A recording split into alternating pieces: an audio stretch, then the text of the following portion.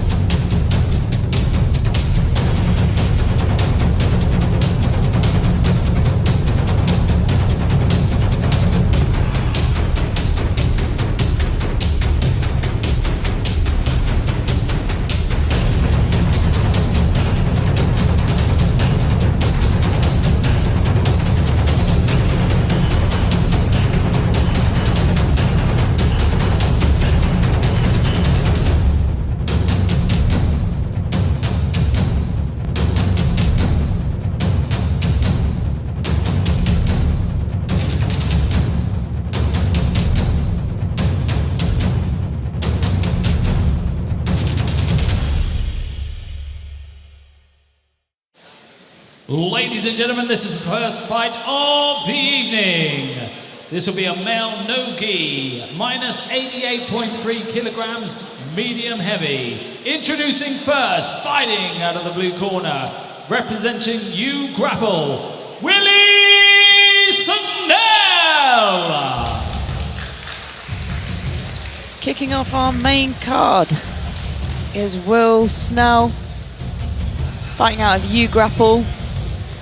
Will has over 10 years of grappling experience. He's just recently received his black belt. He's got 2 British championships under his belt, multiple super fight wins from purple belt through to black belt. He is our first matchup on this main card. I'm Chelsea Lee, this is Vanessa English with me, and we are going to be commentating on these matches.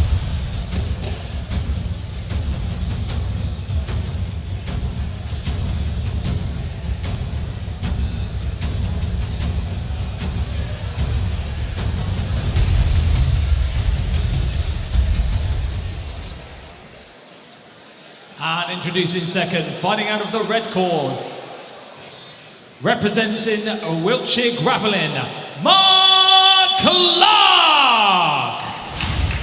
And his opponent in the red corner is Mark Clark. He has been training for so long. He doesn't know how long. He doesn't know how long. He's a brown belt. We saw him on Tanto 1. I think he picked up a decision win, so we're excited to see him back facing Will here. Yeah, Mark is very active on the submission grappling scene, competing in Grapple Fest, Victory Invitational. Managed to get an AJP Pro Bronze, 5 times British silver medalist. Very active and very successful grappler. Let's see what these guys have got for us.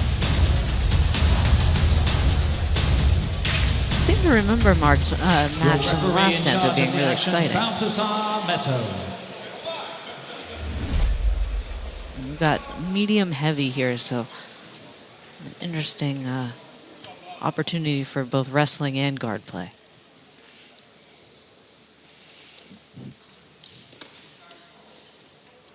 Both athletes could be looking for better head position here. I like the way Mark's turning the corner here to get a better angle on the head. Oh, interesting guard pull there. Looking almost like he was looking for a shotgun armbar. Yeah.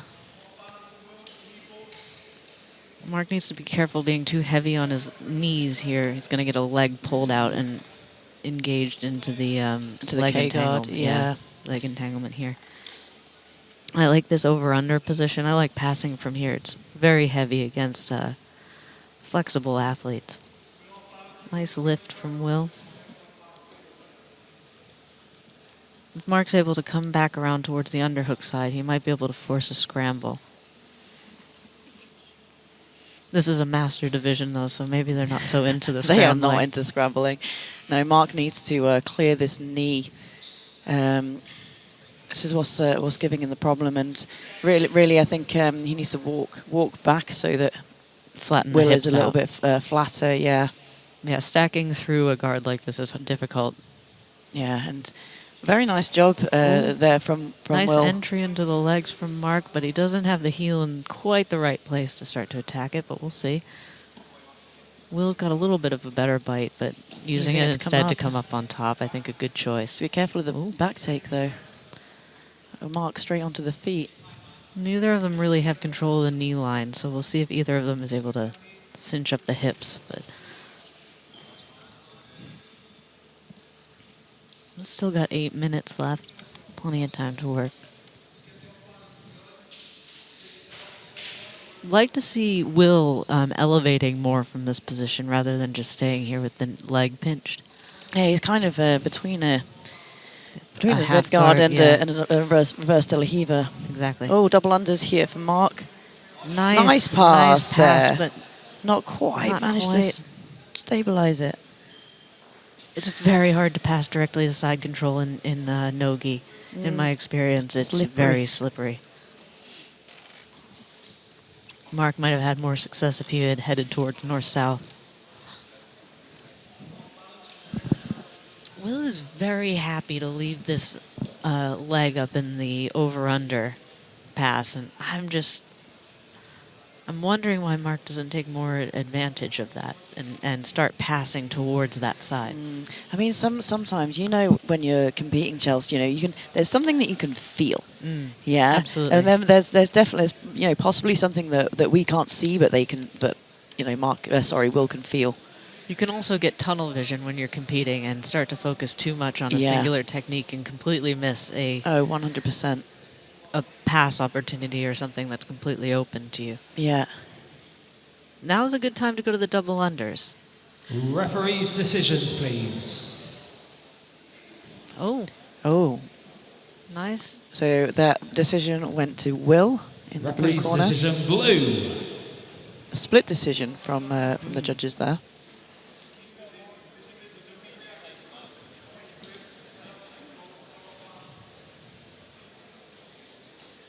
I think Mark needs a little bit more misdirection if he wants to pass Will's guard. Will's clearly experienced, so I think he needs more side-to-side movement if he wants to slip into a tighter passing position.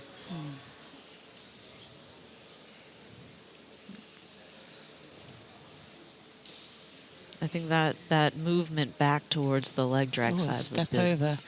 Will doing a good job of keeping this guard. Oh, a little tripod sweep. Yeah, But straight into a footlock. Has he got it? I don't think he quite has it. He's not able to get the feet away from his hips. I don't think either of them quite have the angle on it, but it's really hard to tell from our angle. Mark looks like he's fishing desperately for something, but it's unclear as to whether or not he's on it. The toes are there. Oh, He's got it. He's got it. Looked like maybe an Aoki lock. Really hard to tell from our angle. Submission win there from Mark Clark. Let's see some replays. So we had a guard pull to begin Yeah, it with. looked almost like it was a guard pull to an attempted shoulder crunch or something. And this is the submission that we still can't see, but it looks to me like the heel's inside, so maybe an Aoki lock with the toes stuck against the ribs. Yeah. Looked painful either way. Tight. Match hopefully Hopefully, Will is okay. Will is all right. We've got medical staff there now. Yeah, it was a great bout. I mean,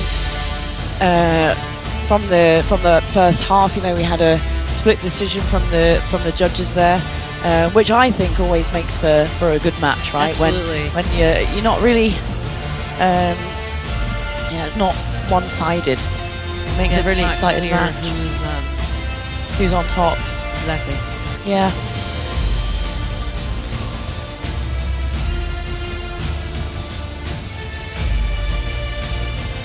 Just still waiting to get the okay from medical staff, and we will get back to. And he is up, standing. He's up and Nice support from the crowd. off to see the paramedics.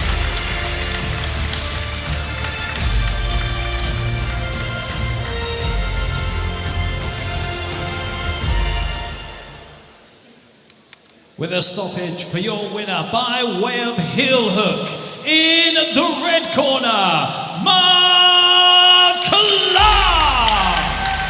Winner by footlock, Mark Clark.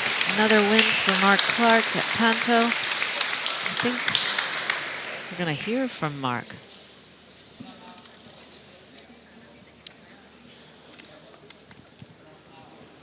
Mark, stay here. Congratulations. What performance to open the main card tonight. How are you feeling about that one? Nothing like that. Yeah, it was really good actually.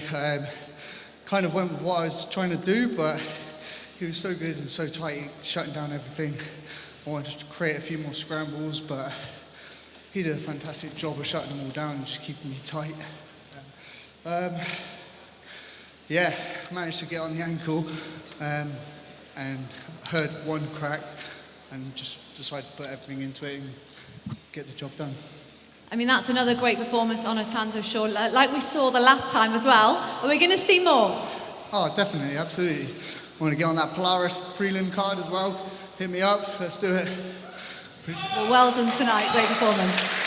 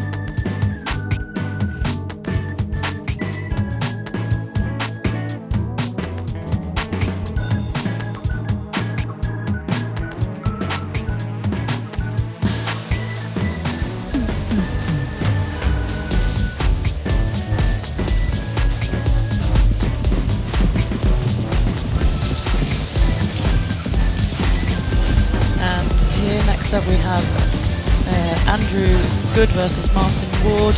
This is a lightweight match, another Masters bout.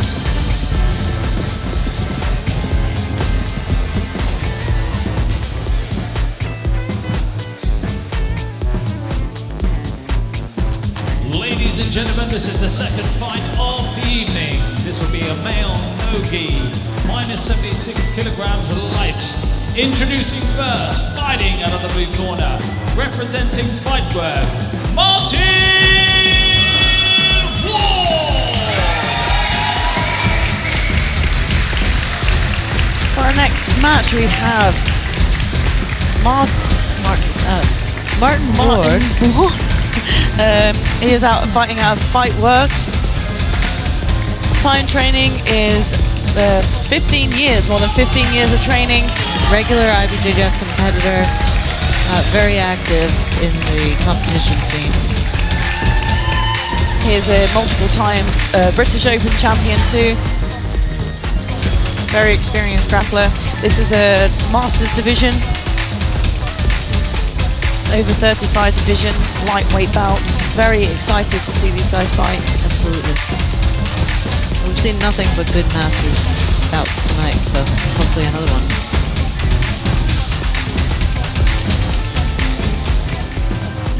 And introducing second, fighting out of the red corner, representing Groundhammer, Andrew Good!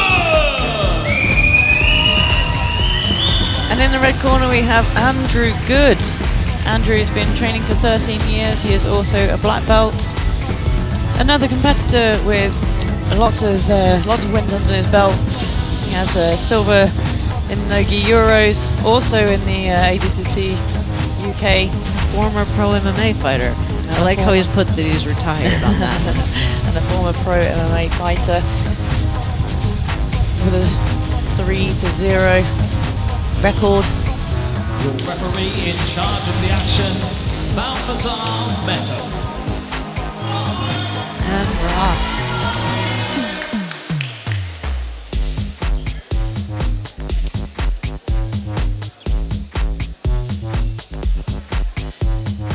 Nice inversion there. I like that that back roll to the top, closing the space right away. That's the mark of a very experienced competitor. Once the space is shut, it's shut.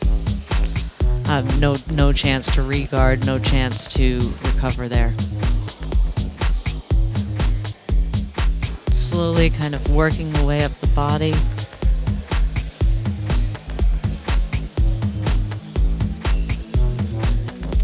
This is what you see in your kind of more traditional styles of fighting, right? If you're an IBJJF nerd like we are, you see control, you see slow pace, position before submission. Absolutely. It's because it's too exhausting to try and jump on a submission before it's locked in. This is a really interesting movement on the bottom. He's got like a handcuff behind the back. With the lockdown, it's going to be really difficult to escape from here. Nice escape on top, bringing the pressure back in. The problem is that when you try and fight against the lockdown by climbing the body, you make the lockdown stronger. So you want to actually come back against the hip and lock the hips down so you can escape the foot from the lockdown. There, the foot's coming free.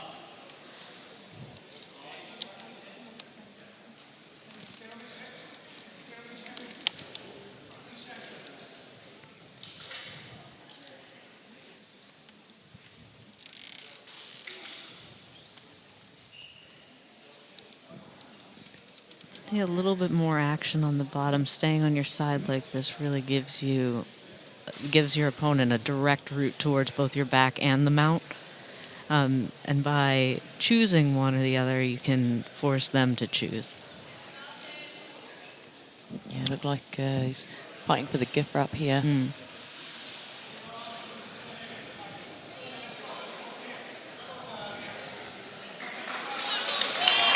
Nice attack on the back. Yeah.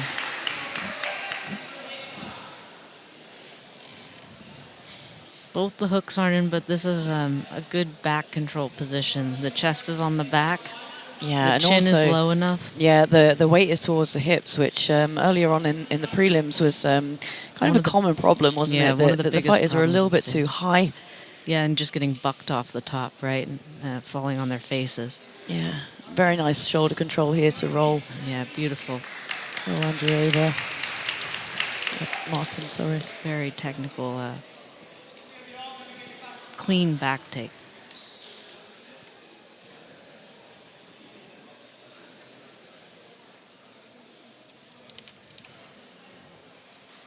There's unfortunately no nice way to get your hands in to choke somebody from the back.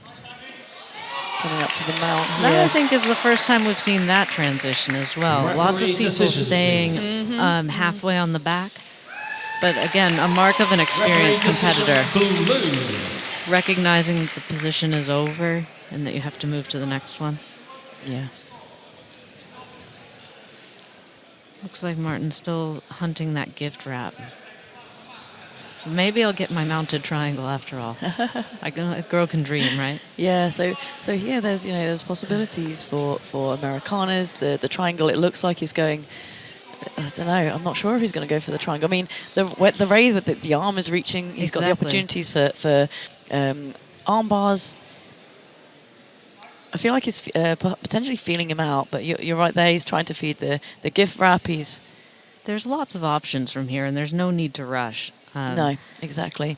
Martin's in a much better position here to kind of grind through and stabilize. Yeah. This forearm in the face is why Oh, nobody... head and arm. We didn't even say the head and arm triangle. It's still a triangle. Triangle. Oh, that's true. It's tight, I mean, it looks too. pretty tight. I think it wouldn't shock me to see a readjustment and then a reapplication of a Nogi, Ezekiel attempt. Thought about it. Maybe he'll come over for back control here. Looks like he's keep using his head to keep that shoulder over towards the side, but yeah, there's definitely tons of time to continue to attack the submission. There's still 5 minutes left. Have to grind the face over. Nasty cross face. We have to turn the head somehow. Straight over to mount again. Yeah. I think we've got an Americana maybe here. Armbar. Hips are a little high, though. We'll see. Hopefully Andrew can wiggle himself into a better defensive position here.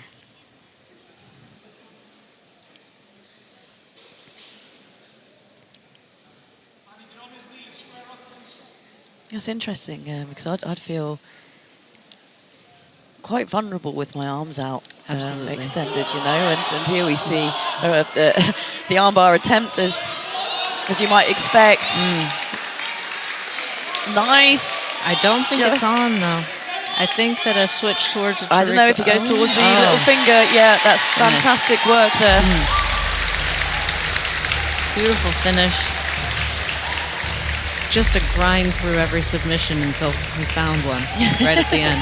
Yeah, but he managed to maintain that position. Absolutely. And it's a great dominant performance, and you could really tell the experience of this grappler. Getting to dominant positions and just waiting for his time. Here we see the finishing armbar. Yep. Didn't quite get the angle, but moved towards the little finger. Trapped the elbow just long enough. It was on. Beautiful work.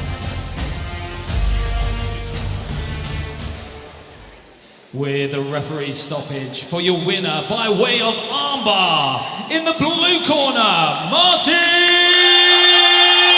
Ward!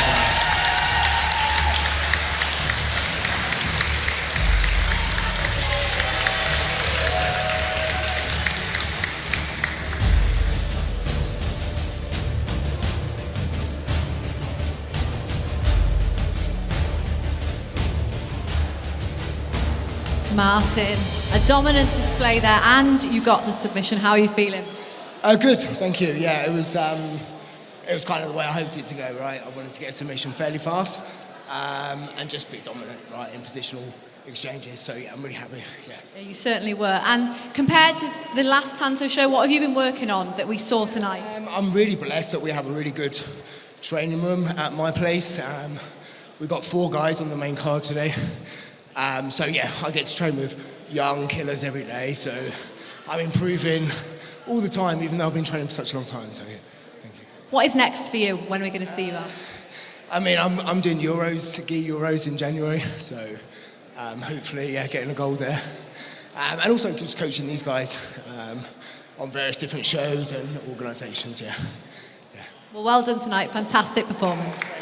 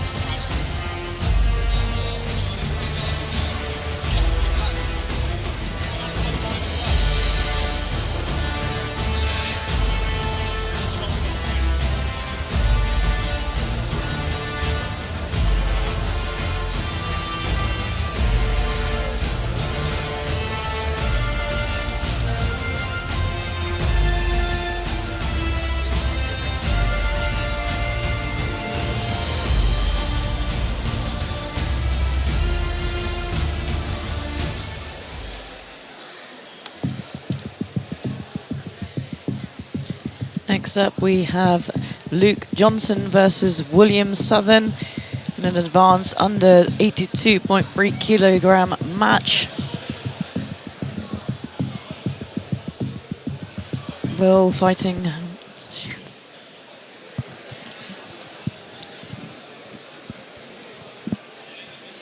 Ladies and gentlemen, this is the third fight of the evening. This will be a male no-gi, minus 82.3 kilogram middleweight. Introducing first, fighting out of the blue corner, representing Underground Grappling, Luke Johnson! And in the blue corner we have Luke Johnson fighting out of Underground Grappling. Luke's been training for 6 years. He's a brown belt. I think he was quite a late step in for this match too. So taking this match on late notice, I believe.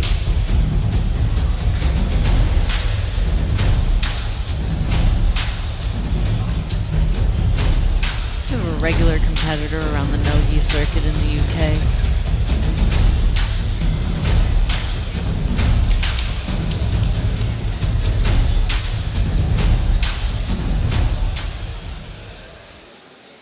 And introducing second, fighting out of the red corner, representing Roger Gracie Bristol, William Southern!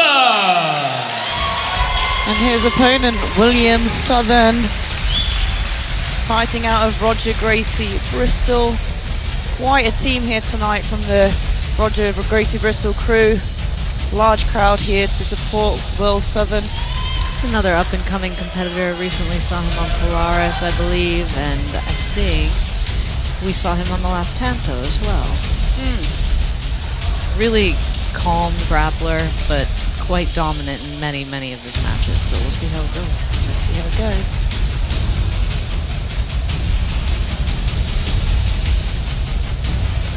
At least he's wearing red in the red Your corner. referee in charge of the action, Balthazar Meto. Finally. Straight to the guard Straight pull. to the guard pull there from Luke Johnson. Will has heavy passing. I've seen him pass in a number of his matches, and good side-to-side movement, heavy hip pressure. Yeah, I nice think we little can back. Nice little back step into the headquarters. I do love passing out of the headquarters. Oh, don't I know. I like the footwork that Will's using to clear the butterfly hook. It makes it very, very hard to maintain a strong guard if your opponent can't keep a butterfly or a shin-to-shin hook on you. Makes passing out of headquarters in no-gi much easier.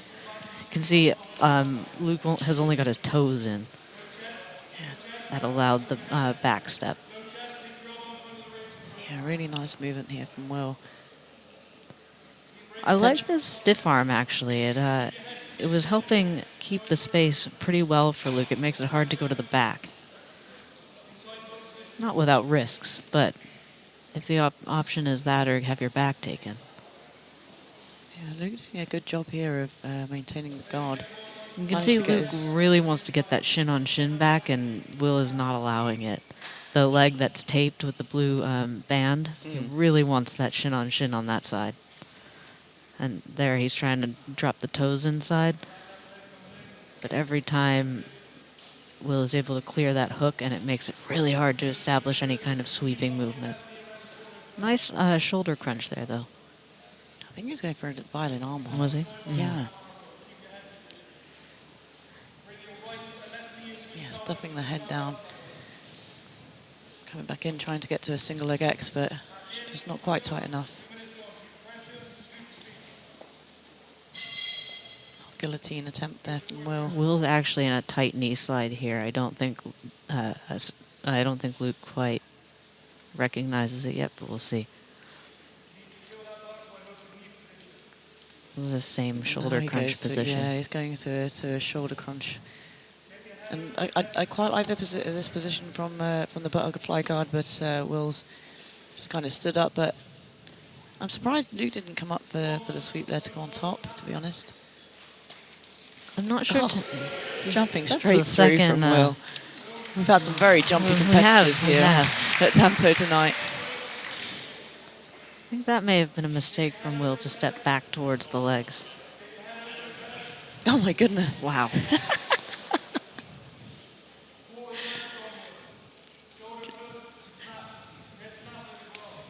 I think we're coming up on the end of the first part of the match, so we're going to see a decision here in a second. These are tight shoulder crunches.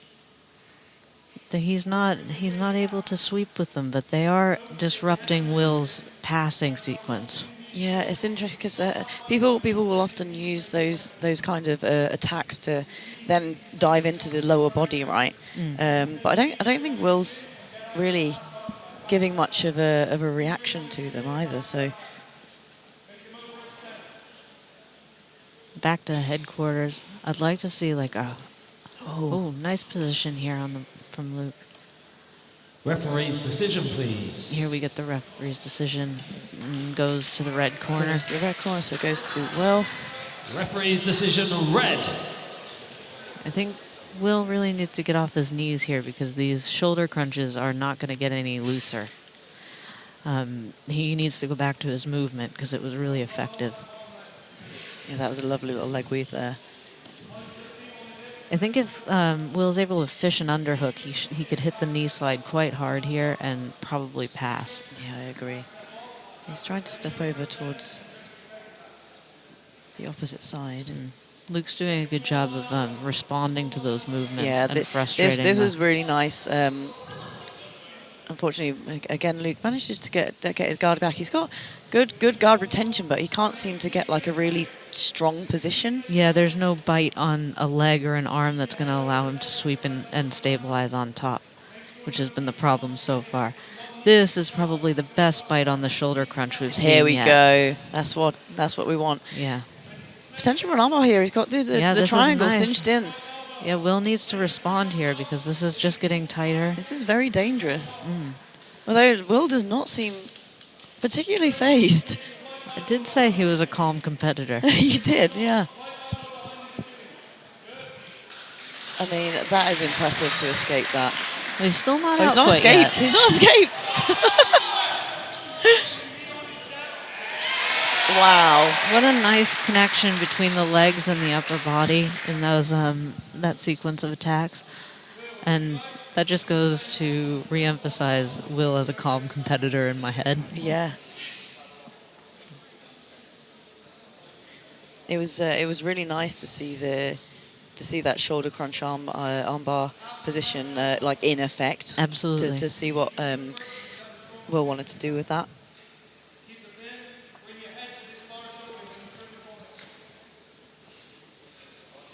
Or coming in to attack the legs here.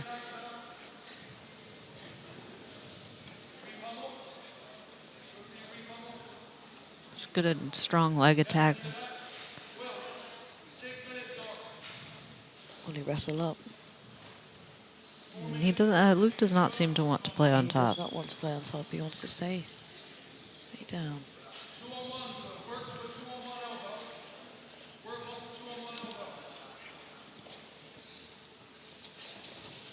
That was beautiful timing from Will.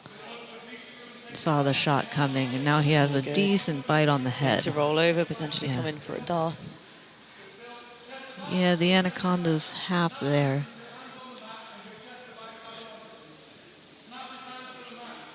Now we're gonna see some of Luke playing on top. It looks like. Referee's decision, please. And we've got a decision from the referees. And so we've got split decisions now. So Will has one. Luke has one. Neck and neck. This is not a place I would want to be playing if I were Luke. Trying to pressure through the guard like this when I'm split on decision. Yeah, I mean Luke's really got some pressure there. It looks like. I mean, it's Luke disagreeing with his coach there. Nice pass. You know, this is pass. really solid passing. It makes me wonder why Luke decided to stay on the bottom in the guard for so long. I mean, maybe he wanted to tire Will out. Yeah, which is a great strategy. It seems to be working for him, but he's ended up on the bottom now. Will he come up to the top now? He's got this, confidence from the top position. I don't know. I think that he is likely to come on top again if the position is tight. But not if the position is open and a scrap. Yeah. I think to beat an athlete like Will, you need to have a plan. And it seems that Luke has a plan for dealing with Will's kind of style of jiu-jitsu, essentially. Yeah. I mean, a lot of the time, like you said, when you're fighting advanced competitors. Here again on that shoulder crunch. I would be uncomfortable letting somebody grab my head that tightly, but it is really effective for Luke here. I'd like to see him stay on top if he can. Looks like Will is coming in for like a berimbolo. Yeah, maybe there's towards Ladre. He's going to get stuck in this triangle if he's not careful. This reverse triangle is here again. Will's got a good bite on the foot, or at least a bite on the foot. Yeah, Luke's managing to get his hips over though. Managing to get out of it. Oh my goodness, that looked like a horrible footlock. Luke's doing a really, really good job of just jumping those hips over super quick. It's a great reaction. I think locked-in submissions is weighted extremely highly for the judges too, so it's not a bad idea for Will to be tossing every submission he can see at this this match at this point. Oh, goodness, beautiful what a from beautiful Luke. transition. Nogi is just absolute chaos. We have 25 seconds left of this match. I have no idea who won this round. I don't know. This is at the moment. I'd have to give it to Luke. I agree. We got a smother coming in. You know, it's been really equal. Potentially getting the second hook in. If he gets the second hook, he's got it. He's potentially got a choke here too. Oh, right at the end. That was a match. very intense match. That was a very intense, extremely technical match. That was really impressive. I'd really like to see some replays here. Yeah, we had some more jumping. We've had so much jumping here at Tanto. Straight into the pass. And then just this fantastic movement straight over. Yeah, very nice. Decision, please. I mean, you know, we saw Luke playing from the bottom for the majority of the match, but then when he came back on top, you know, he really showed some fantastic top game play. Absolutely. And your winner in the blue corner, Luke Johnson. In a really tight match there. Wow. Luke takes the win. Incredible from both of them. Really great exciting. match.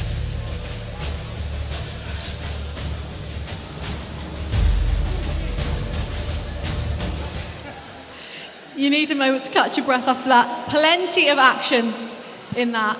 The crowd appreciated. How did you feel? Tired, man. Kid's a beast. Jesus. Yeah, felt good.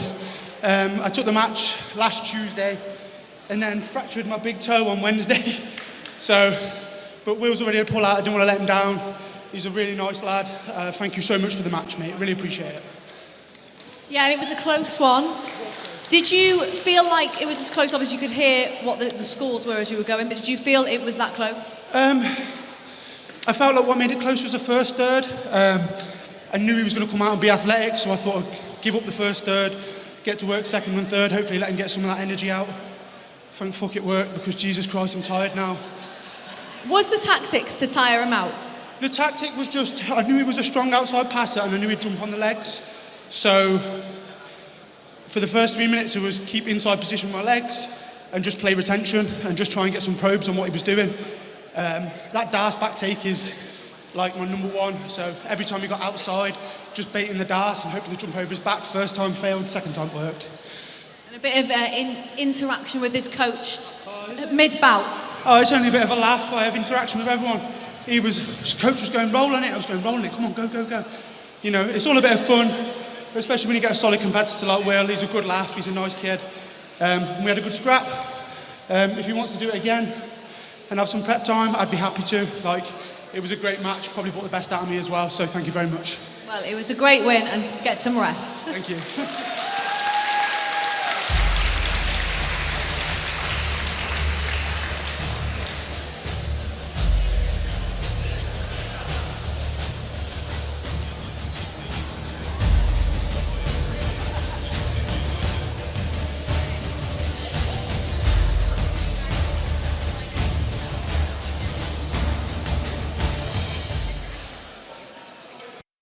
The battle lines are drawn. Polaris 34, where history meets destiny. A year of rivalry comes down to this.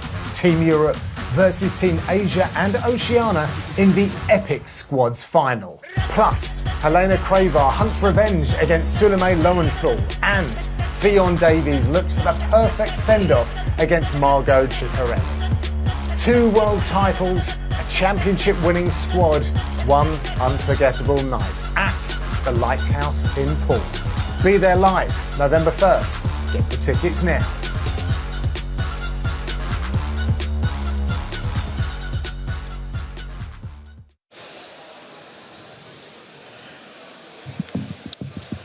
And the girls are here in an over 35 years division.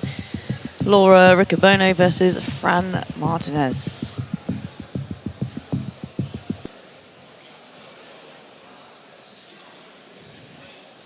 Ladies and gentlemen, this is the fourth fight of the evening. This will be a female no-gi, minus 74 kilogram, medium heavy. Introducing first, fighting out of the blue corner, representing De Souza Dojo, Fran Martinez. And in the blue corner we have Fran Martinez. She's fighting out of De Souza Dojo. She has been training for 14 years. She is a black belt. Recently received her black belt this year. Really active competitor in a whole bunch of different organizations, AJP, IBJJF, placed highly at all those events. Also NEO 3 competitor winner.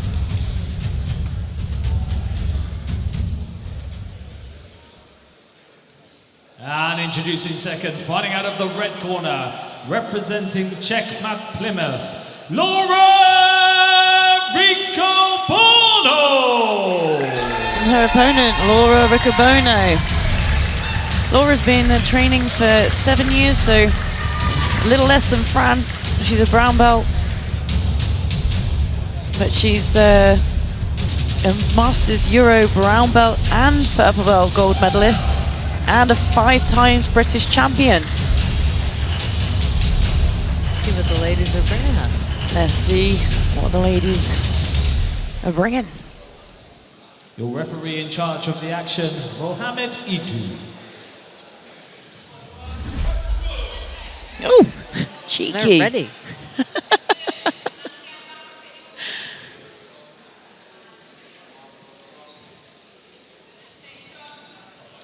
He's a heavier colletized than the guys. Absolutely.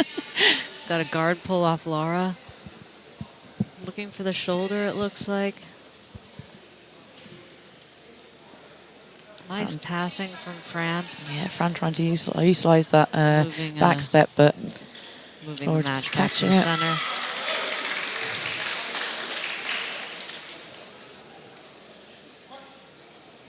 They're off again.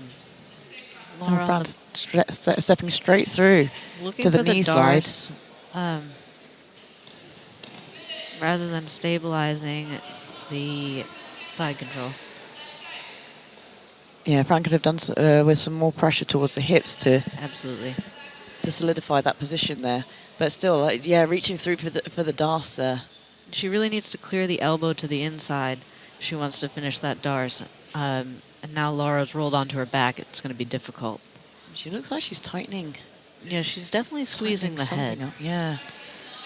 But I would also be transitioning towards the arm here. It looks like Fran is stepping over, trying to trap the arm so that she can step around for a spinning arm bar or a kimura. Yeah, I mean, she's definitely in the Potentially right here. position to get it. Fran needs to keep her head and chest low to keep that arm trapped.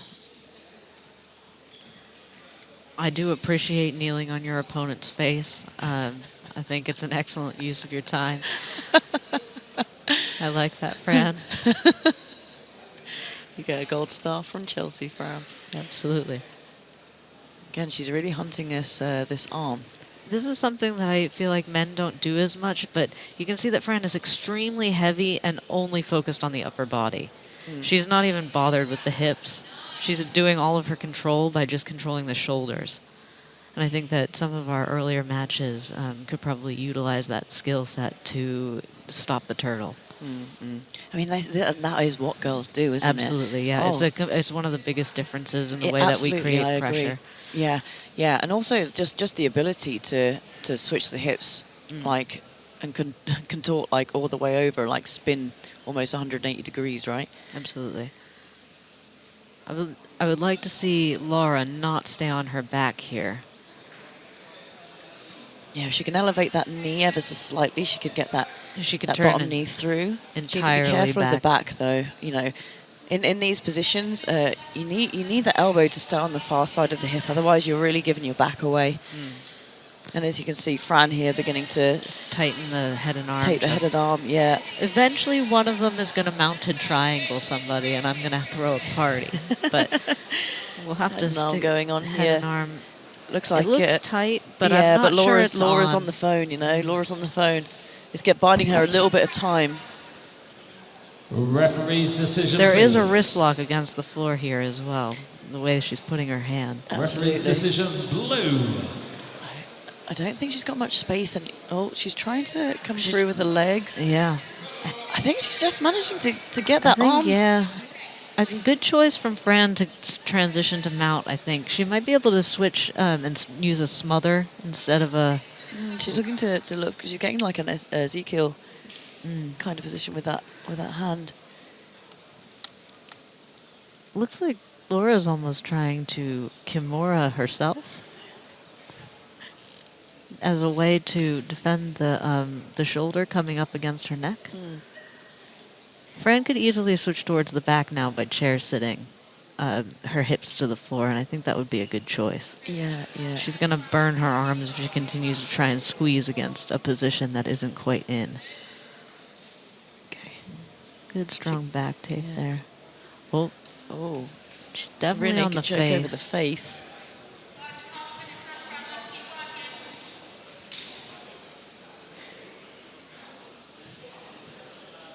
Yeah, I'd want to be rolling her over here. I think but this it looks might like be she's just on, go straight, yeah. yeah.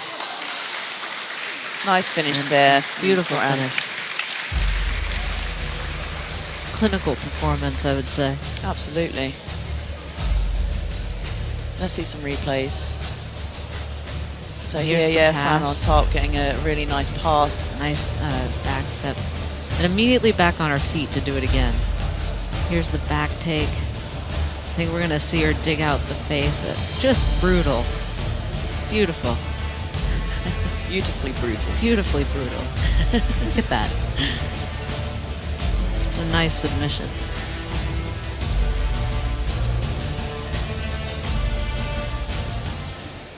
Ladies and gentlemen, with a referee stoppage, for your winner by way of rear naked choke in the blue corner, Fran Martinez.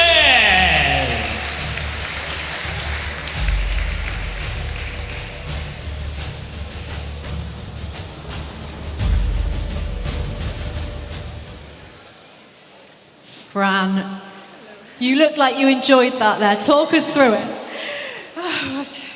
It was my first no-gi challenge, to be honest. I'm really happy with the result. You were also a late replacement as well. So how did you feel just you coming on the Tanto mats tonight? I feel great. I was excited for this fight. Laura is really strong, so it was difficult. I need to put a lot of strength. And was the plan to get that done early? Sorry? Was the plan to get the submission? Was another plan. So, but this worked, so I'm happy with this. My first plan is to try to go to triangle, but okay. Well, it works fantastically well, so well done. Thank you so much.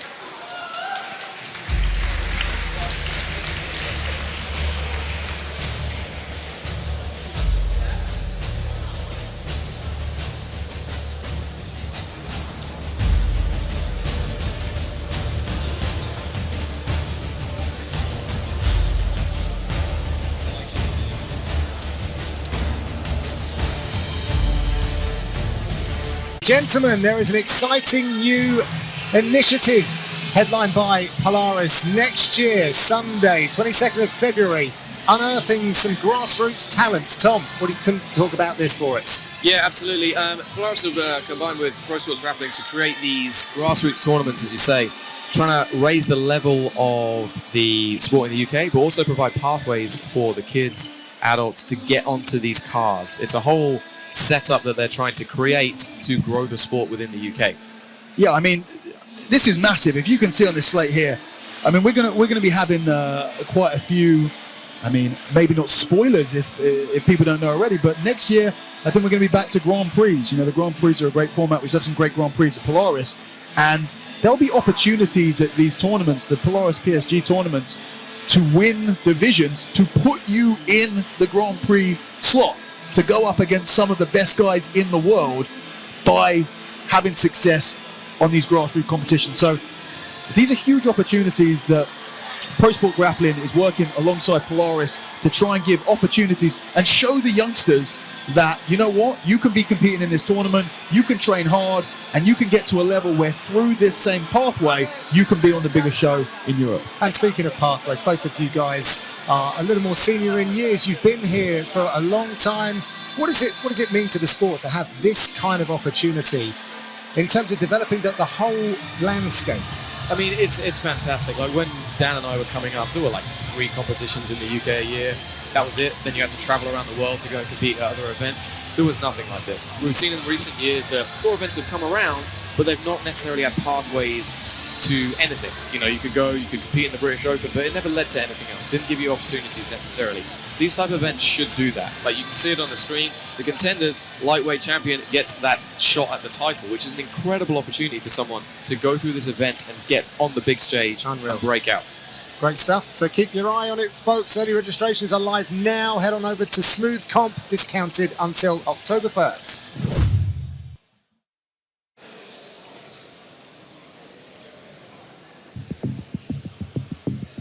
And next, a middleweight bout with Maximilian Armstrong versus Frank Takoudjou.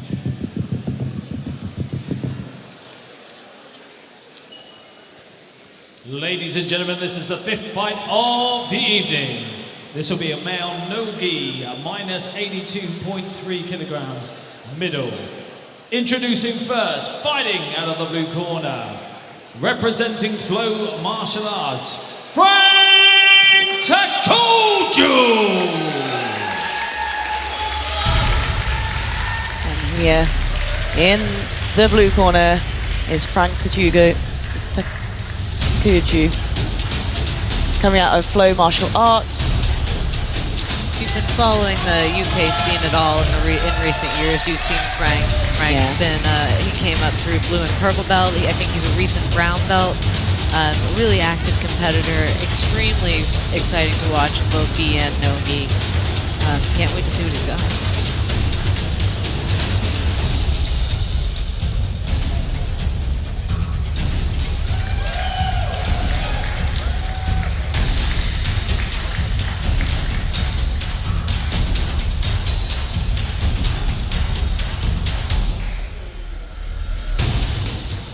And introducing second, fighting out of the red corner, representing Roger Gracie Bristol, Maximilian Armstrong! And his opponent, Max Armstrong. He's been training for 8 years. He is also a brown belt. Another active no-gi competitor. Yeah, 4 times British champ. This is I feel like this is a really interesting matchup. Max has a very flexible guard, very leg lock oriented. I think this is going to be a very interesting and exciting bout. The referee in charge of the action, Mohamed Itu. Yeah, both athletic competitors, both fast-paced competitors. So.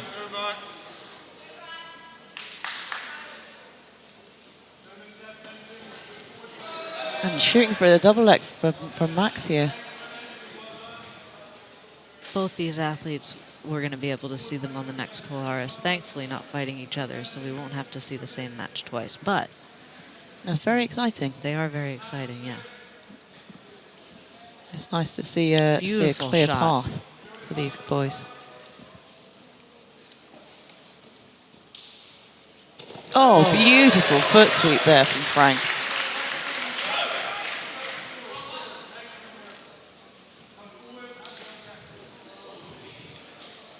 Frank training under Sam Crook, who I think we'll see later on the card tonight. Oh. Just Max can't quite connect to the chest to hips to finish those takedowns, but the entries are very nice. And he's got some a good positioning of the head here. I was expecting to see some sort of Uchimata variant. Let's see if we get any big throws out of these guys.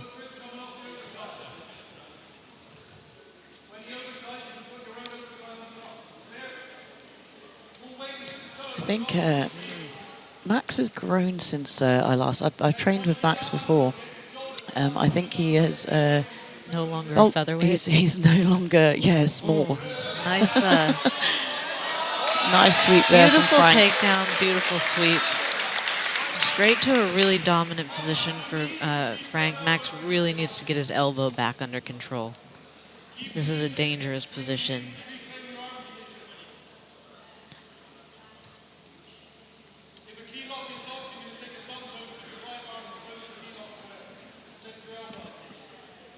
Frank trying to climb the body and use the hooks to pry the legs apart.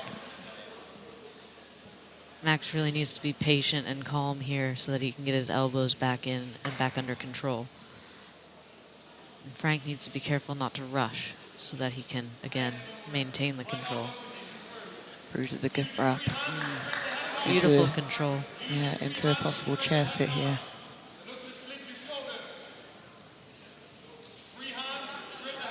Oh, I've seen them. Interesting. I've seen Frank do this sometimes. I think he uses the bow and arrow a lot in the gi, and I've seen him kind of use that same movement in the no gi sometimes. Stepping over the shoulder. Yeah. We'll see if he's able to use it to further the position at all. Yeah, it looks like his potentially coming through for a head and arm triangle, but Max is doing a really good job of just sneaking his hands in to keep that space. Yeah, it's competitive experience, right? Absolutely. Lots of understanding of being patient and recovering out of bad positions. Yeah, it looked like Max is coming through for an underhook And here. and Really good good job of recovery. getting his guard back there from Max. That was a very difficult position. But straight into a double under style pass here from Frank. Yeah. Here, Frank gets the first part of the bout. Decision blue. Really stacking Max up. If you have a competitor who you know has a great guard, the worst thing you can do is let them set anything from it. Yeah. I mean, as you can see here, Max has a grip of his toes. And I don't know if he's going to try to like feed them through underneath He's absolutely going Frank's to try and armpit. do that. I mean, I did say that he has a flexible guard. He's obviously put some weight on, but that the flexibility hasn't been lost. No, having a flexible little guy guard, so to speak, is a really big benefit for larger athletes. Yeah, absolutely. Coming through, kind of using these feet like hands is Max. I would like to see Frank put Max a little bit flatter here. Oh, that was a nice that was step really over. nice. That was a beautiful transition there to the back from Frank.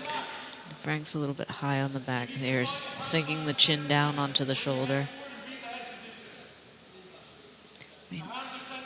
I'd want his chest to be underneath Max's shoulder blades, yeah, yeah. because as you can see, Max is slowly creeping his head over to the side, but Frank is doing a good job of pulling him back. But absolutely, it's just more work than than what's necessary. Exactly. Yeah.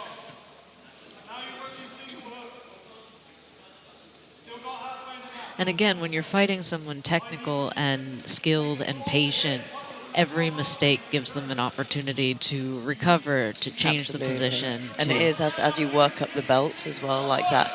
You know, you can't just wait for mistakes. You kind of have to make mistakes happen. Exactly. Right? And you can see that was an incredibly difficult position to escape from, and Max managed it. Yeah, yeah.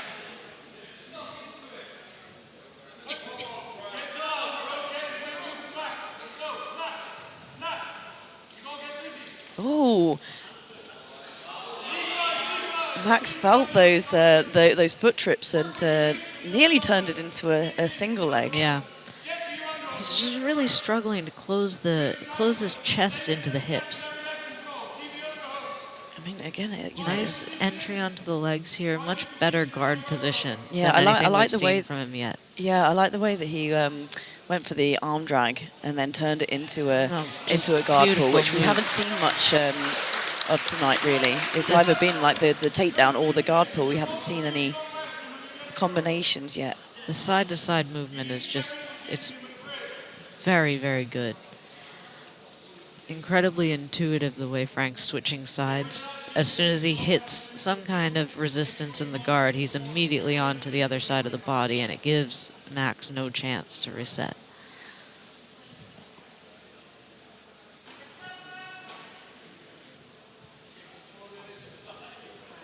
Arguing over positions here.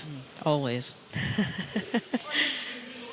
But it is, the reset is sometimes so important. Absolutely. Like, you know, I mean, you must have had it too, Chelsea, where you feel like you've lost matches as a result of it, like 100%. A terrible, a bad reset. And referee's decision blue. So here, Frank has taken this second part of the round as well. Max is going to have to really work to... Yeah, he needs to hit a submission now to win this. Yeah. Frank reaching through for a Darce. I think that if Frank had stepped back into the knee slide instead of trying to go over the head, he could have kept Max pinned and given up a little bit less on that Darce attempt.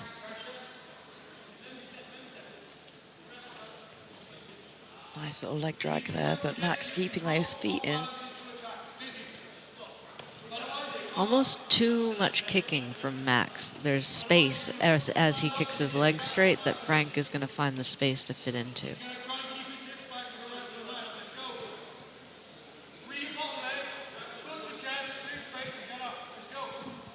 So we've got 2 minutes, just over 2 minutes left of the match. And as you said, Chelsea, Max needs a submission. He needs a submission. In He order needs to to win be this bout. pushing the pace.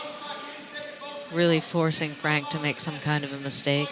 Yeah, I mean, he looks tired. I mean, anything is possible. You know that anything is possible in jiu-jitsu. You know, the fight's not over until the fight's over. Now's the time when you can easily, in Frank's position, get caught in a silly submission. Oh, absolutely, yeah. I mean, I've fought some people where, you know, you think, oh goodness, you know, they are so tired. Yeah. And then they just come out of nowhere and they get the submission. And this could happen. This could still happen. You know, because Max is looking tired now, and Frank's really, you know, putting the pressure down. You know, he knows that he's up. He's slowly moving in. This is also crushing. A good bite on the leg that Max has got now, with the false reap. Yeah. Frank's doing a really good job of turning that head, though. Yeah.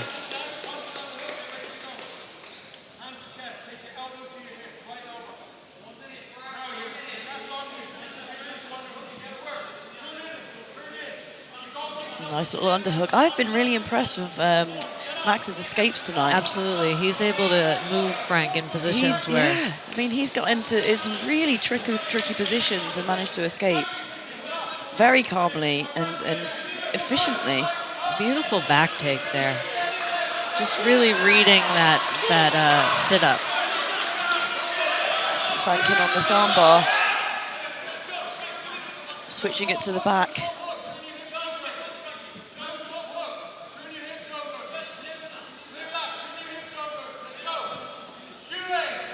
Frank has 30 seconds to finish. I think that he would probably have to rip Max's head off for Max to tap at this point. I mean, it looks like he's trying. I didn't say he wouldn't try.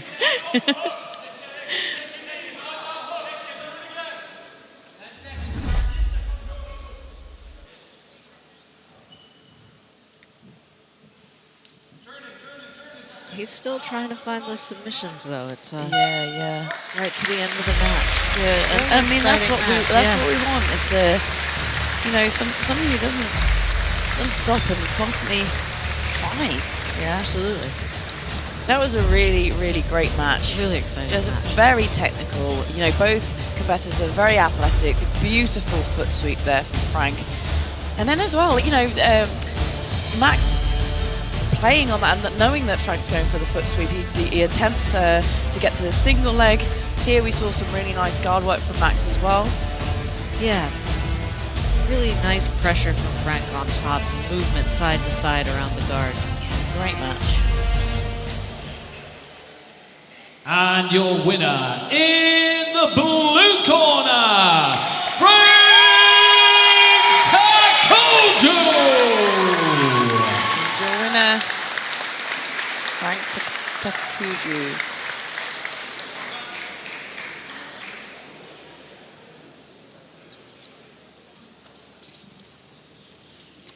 Fran, I'll stop you there. Wait a second, we'll have them afterwards. Right, great work there. We know you're a pressure fighter, but you also needed patience in there tonight. Just talk us through it. Yeah, so my game plan was to come here and trying to finish the fight. But I didn't manage to get this up, but it was a good fight. What did you go over and say to your coaches straight after? Yeah, basically I wanted to ask for the match for the belt. Yeah, last time I lost to Cormac, and tonight he's fighting for the belt. So if you win that fight, we do it again. Well, it was fantastic work tonight. Well done. Thank you.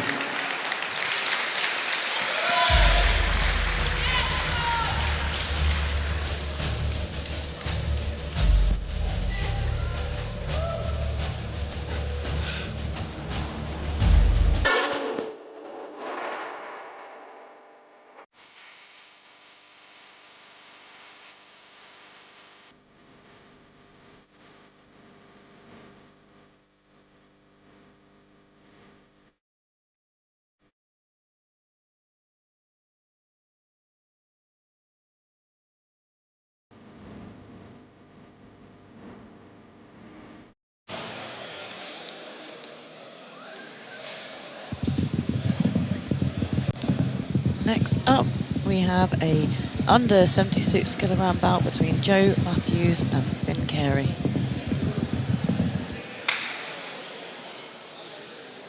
Ladies and gentlemen, this is the sixth fight of the evening. This will be a male no-gi minus 76 kilogram light Introducing first, fighting out of the blue corner, representing Amos Martial Arts, Fiona Kerry.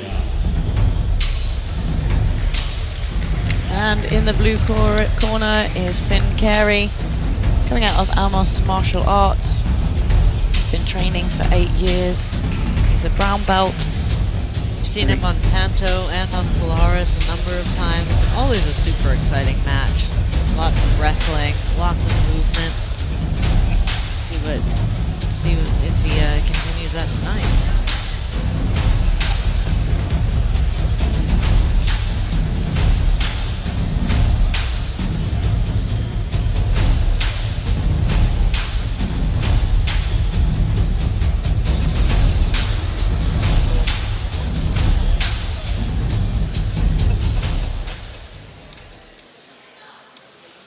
Introducing second, fighting out of the red corner, representing Kin BJJ, Joe Matthews! And his opponent, Joe Matthews, fighting out of Kin BJJ. Lots of support from the crowd here for Joe. Joe's been training for 7 years. He is also a brown belt. Some of his achievements is the ADCC Wales champion and British champion. Always excited for lightweight bouts. Absolutely.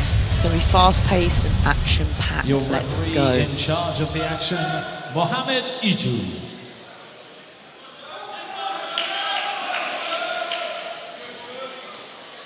And off we go. Straight away, just even the intensity is straight away there.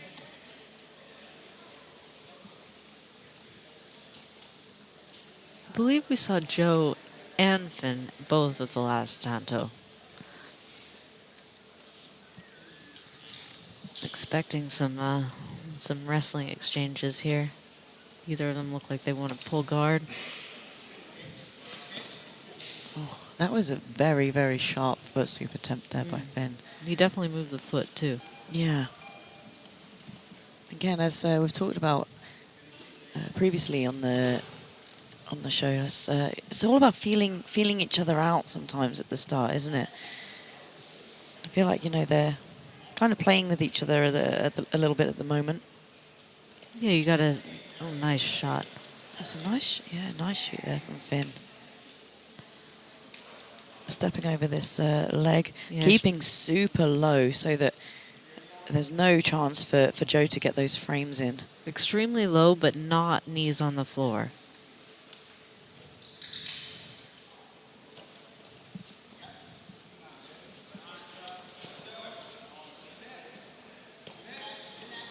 Looks like Joe might be on the neck. Hard to see from our angle. Yeah, it looks like he's got a guillotine on. Does look like it's tight. I think it is definitely tight. We'll see if Finn's able to escape. I mean, it does look tight. Finn's really struggling to get some movement, but he is out. We have had some exciting submission escapes tonight. We have seen some insane escapes for sure. But I imagine Finn's going to be a little bit hesitant to stick his head back in there. Absolutely. For that.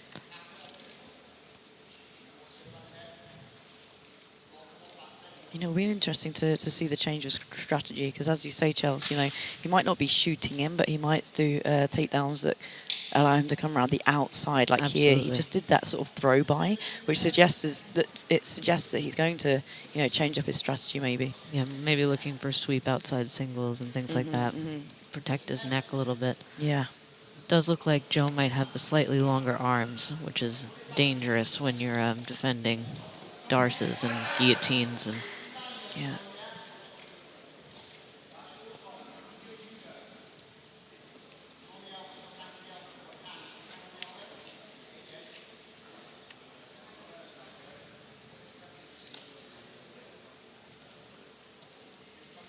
So we're 3 minutes down, which does mean it's almost time for a referee decision. Yeah, I think with that submission attempt, it's going to have to go to Joe. It's going to have to. Really heavy on the head there from Finn. He's doing a good job of like separating Joe's elbows from his body.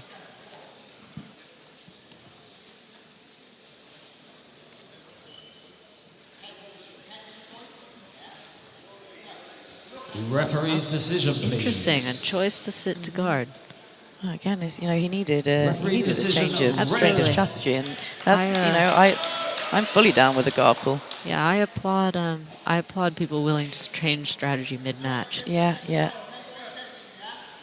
And yeah, as we expected, Joe has got that first part of the bout. Nice connection onto the leg there, not quite hip to hip though. And Finn displaying some really good guard game here. Going to attack the leg. Does have hold of the ankle.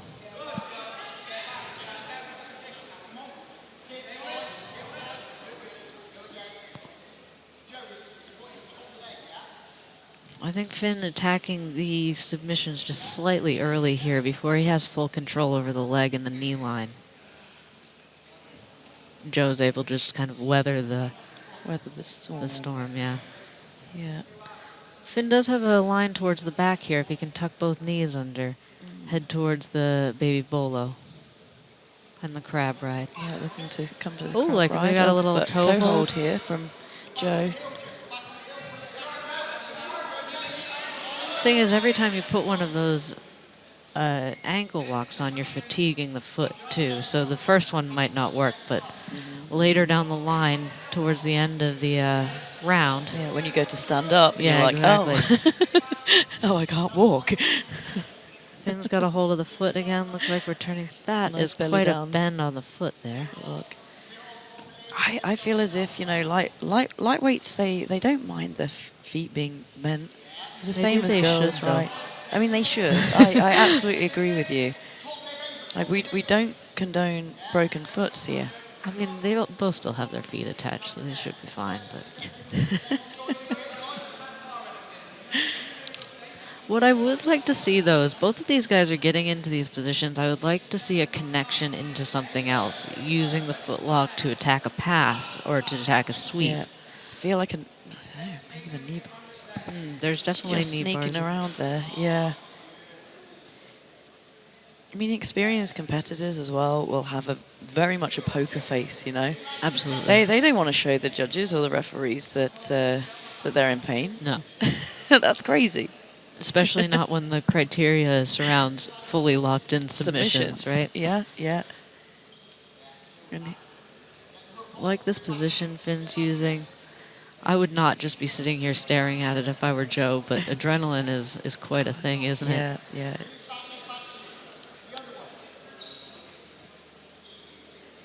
Finn is actually much deeper on the hip than he has been yet, and Joe is doing a good job of getting his knee line back in, but if he's not careful, Finn's going to be able to get a bite on that heel.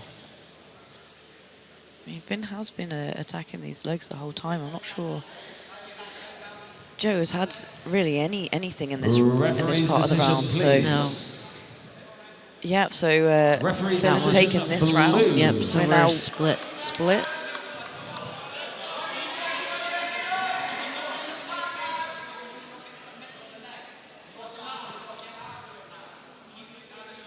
Now it all just comes down to this round.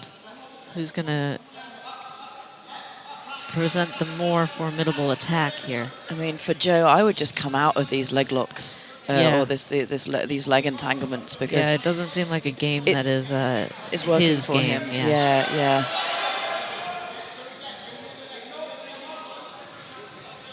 This is a nice passing position. This is more of what I was talking about, using the leg entanglement in order to come up and start passing. Or I absolutely agree with you, Charles.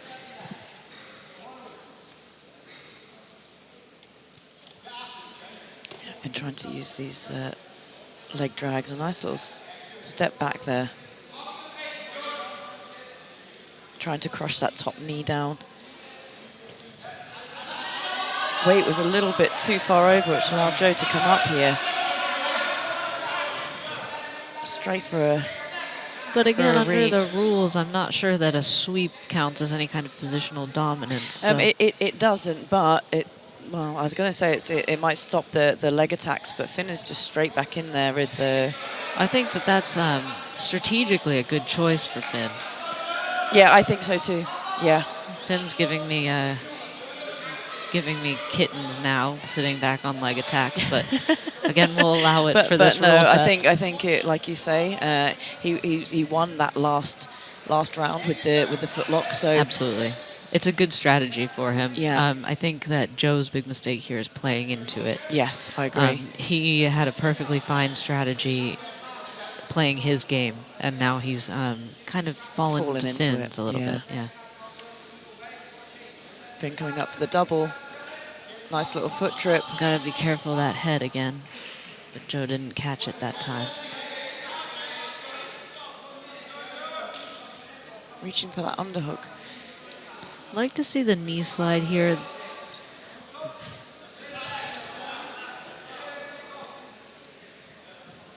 And we've got less than a minute left. I think the attacks here have largely been Finn, so Joe really needs to get a strong submission threat going. I mean, it could possibly like throw. I mean, that's the only way that the decision is going to be thrown, right? Yeah, I think absolutely. if Joe has a real solid Deep, submission, yeah. that Finn really has to escape from. Good decision from the ref here to stand them up. Yeah. 20 seconds here. Looks like Finn's going to continue to work those legs.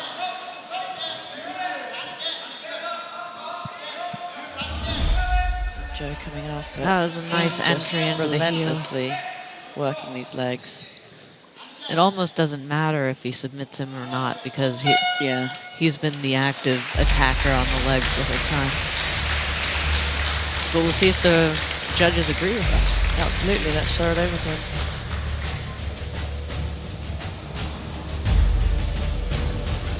So here, yeah, we saw the battle was like really mixed. You know, the first round going to Finn. Went to Joe. Went to Joe. Second round going to Finn. Really exciting. I think it's just that Joe ended up playing into Finn's game, into the leg locks, and yeah, but we'll see what happens. See what the judges say. Can we have a final referee's decision, please? And it goes to... And your winner in the blue corner, Kerry. Yeah, as suspected, Finn takes it. But really, what an incredible match. Yeah, solid jiu-jitsu really solid from both competitors here.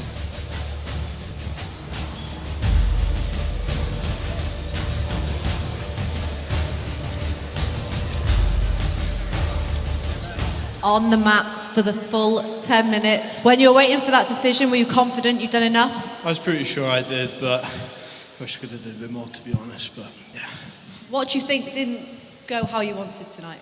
I wanted to play a lot more top, but Joe presented a lot more of a challenge than I expected, to be honest, so fair play to him. It took me the full 10 minutes, so well done.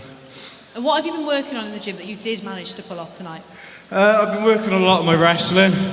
Almost got guillotined tonight, but it's what it is, you know what I mean? I swept them a couple of times, which may have edged me the match at the end, so paid off a little bit.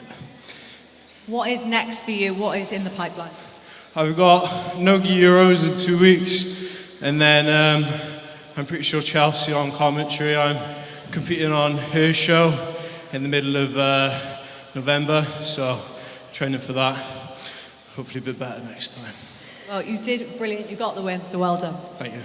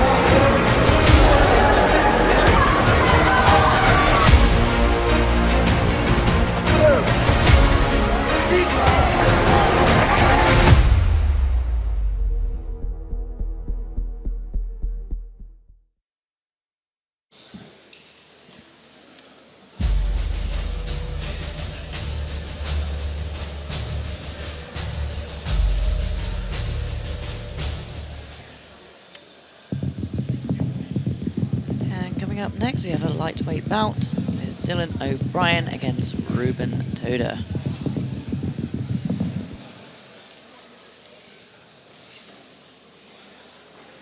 Ladies and gentlemen, this is the 7th fight of the evening. This will be a male no-gi, minus 76 kilogram lights. Introducing first, fighting out of the blue corner, representing K2 Yuki BJJ, Reuben Toada. Coming into the blue corner is Reuben Toada. He's been fighting, training for 9 years. He is a purple belt. Some of his achievements, he's won the under 70 kilogram Somerset Open, as well as the under 70 kilogram Newquay Open. Fighting out of K2 Newquay BJJ. Excited to see another lightweight match. Absolutely. Speedy lightweights. Exciting to watch. Let's go. And introducing second, fighting out of the red corner, representing Alento Bristol Dojo, Dylan O'Brien! And his opponent, Dylan O'Brien, coming into the red corner. Dylan is representing Alento Bristol Dojo. Had a few guys from that gym fighting tonight. Dylan has over 10 years of experience in grappling and is a black belt.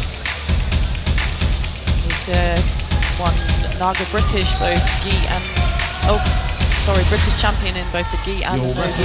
In charge of the action, Marcelo Copa.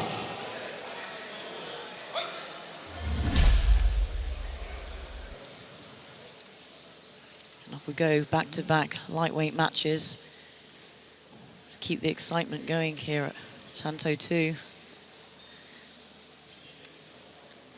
Another pair that looked like they both want to wrestle a bit. Yeah.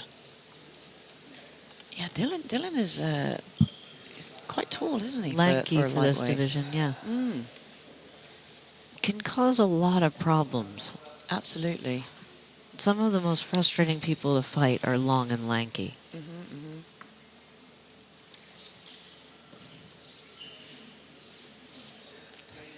I'm not sure what happened there, but they're having a a little toe-touch moment game. with each other.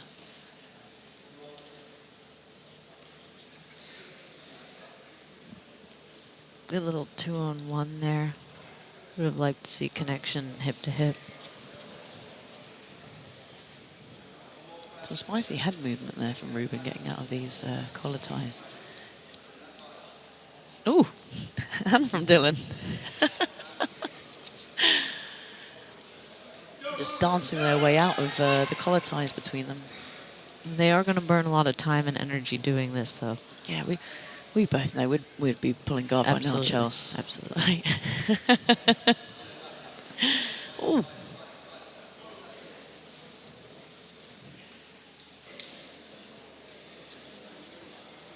I just don't have the patience to hand fight. That's the problem. Yeah.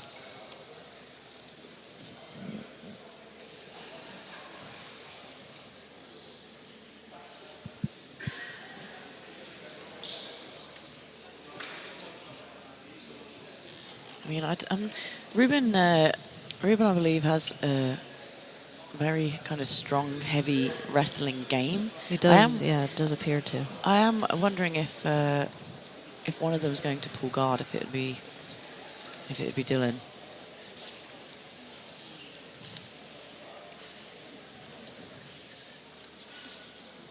Which, I don't think is a bad shout, with him being very tall.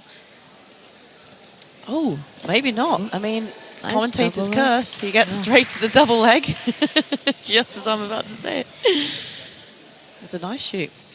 I really thought they were going to take out those chairs, too. Yeah.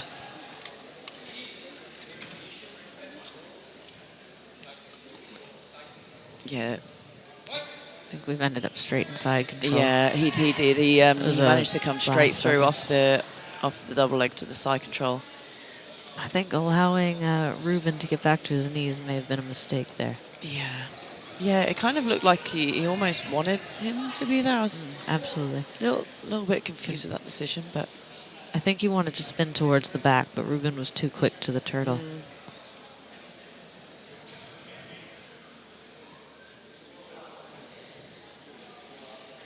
Again, continue with the held fight. Referee's decision, please. Yeah, Dylan takes that. Looking for Referee's that decision, red. positional dominance there, getting to the side control. Let's see if we can... I mean, you'd want to do the same again, right? Absolutely.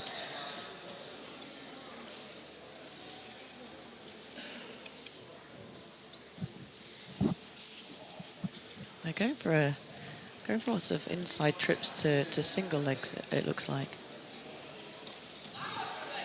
Reuben's shooting in there for a knee tap. And a guard pull from Dylan. I was wondering when he was pushing the wrist away from him if he was setting up a flying triangle, but I didn't want to curse anybody.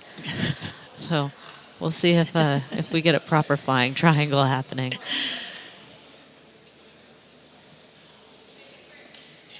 So in this position,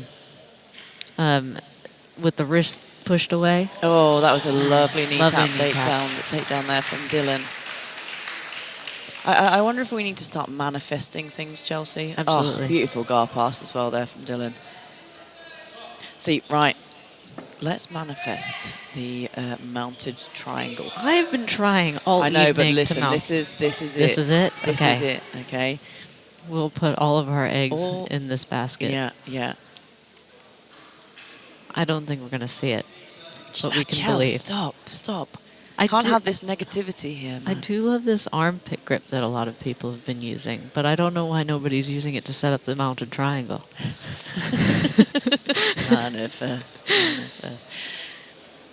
Some nice control here from Dylan. Man, and Reuben an is armbar. Reuben is armbar quick attempt. He needs to to get that turtle. head away from Reuben. And he's got it. It's beautiful. Fantastic performance there from both athletes. Dylan securing the armbar. Really beautiful transitions there. Absolutely. Some nice escapes as well.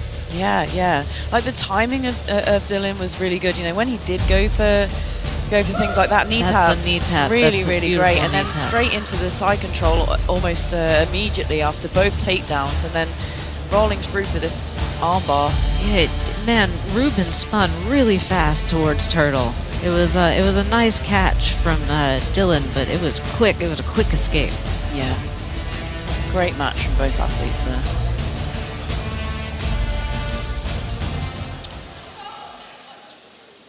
And your winner by way of submission in the red corner, Dylan O'Brien!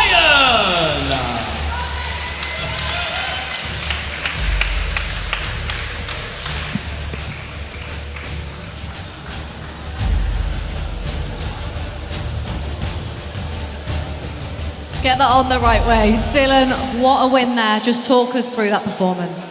Well, I knew I want to play top position, and I was really looking forward to wrestling with Reuben. I've seen some of his matches in the past, and I know he's got really good wrestling, and everybody likes to pull guard nowadays. I don't want to pull guard. Reuben don't want to pull guard, so we have a good old wrestle off, and that's what I live for. I love those moments. Also, thank you, Reuben, for taking the match on late notice. It wasn't my original opponent. He stepped in about a week off, I know I've been training hard for this match, so still have someone to compete against was really good, so thank you. What was the game plan going in tonight? Were you going for that submission? Well, anyone who trains with me knows that I was looking for an armbar always, but it could be anywhere. I'm always looking for an armbar. But saying on that, I was thanking for my team and everyone that I train with, guys. I do a lot of coaching, but especially the guys I'm fighting tonight, they push me in the gym like every single day. The days where like I'm tired or whatever, they're always there pushing me and making me train super hard. So it's all for them, really. And how good was it to get on the Tanto mat tonight? Well, obviously we put this show together, so it's also like a small bit of my baby, this show as well. Me and my My dad put countless hours, and obviously the rest of my family, countless hours into running the show. So to get a spot on the mat was a privilege. Well, it's brilliant to have you on, and well done. Thank you so much.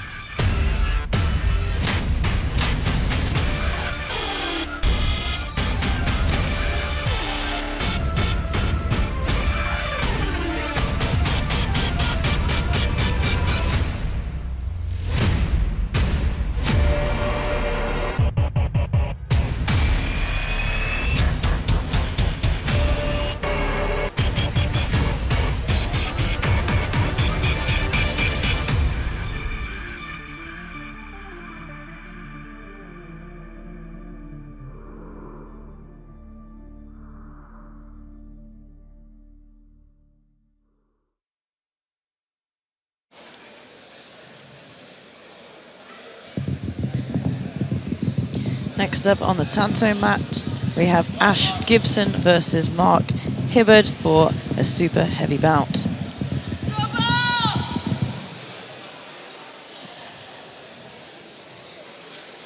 Ladies and gentlemen, this is the 8th fight of the evening.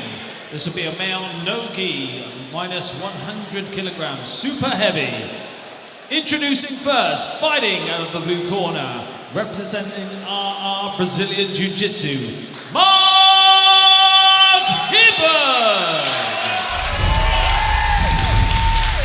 And in the blue corner, we have Mark Hibbert, slowly making his way onto the Tanto mat. Mark is representing RR Brazilian Jiu-Jitsu. He's been training for 11 years. Mark is the black belt. Experienced grappler, British champion, Grapplefest champion. And excited to see the big boys do their thing. We've already had some really exciting super heavy matches here on Tanto tonight. And the shirt is off. The shirt is off. Things are going to get ADCC up here. We've gone full ADCC.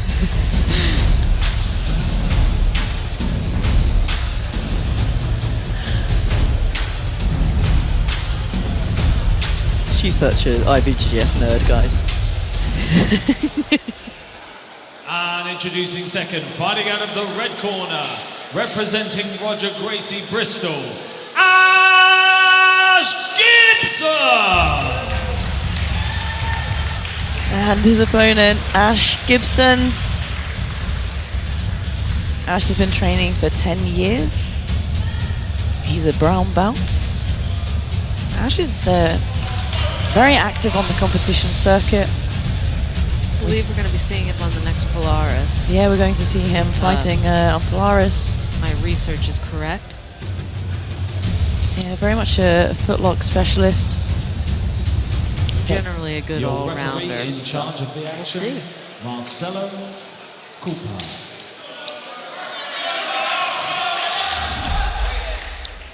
And they're off. Not Straight even to a moment. godfall. Mark is looking very, very physical. This is an over 100 kilo division. So the weight difference between these guys could be significant. Yeah. What a really nice attack with the Kimura there. Yeah. I mean, if Ash can weather this storm, and get to a good position.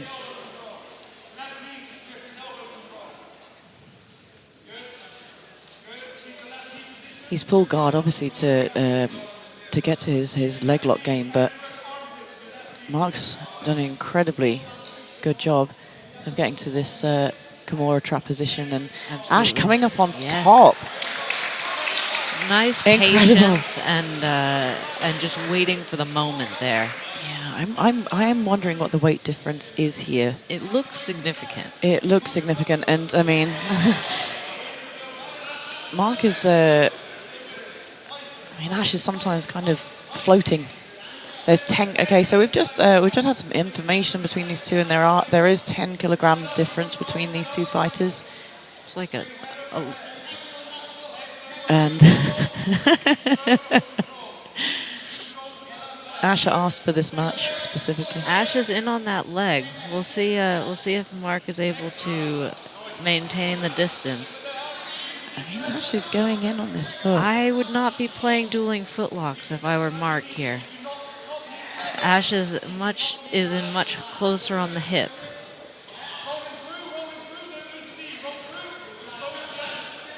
I mean, we are going full ADCC though, Chelsea. Well, that's why I think Mark should climb up and grab onto the head as hard as he can, which he seems to be doing. It's really hard to footlock somebody if they're trying to pull your head off at the same time. And when you are the smaller of two athletes, your opponent can get to your head way easier. Yeah. And you can see now Mark is kind of clawing his way up the body. Let's see what Ash does with this position, because he's in a decent position, but he's also in some danger. Yeah, his hips are twisted, and especially with Mark's power. Though he's come back and dropped back onto the leg.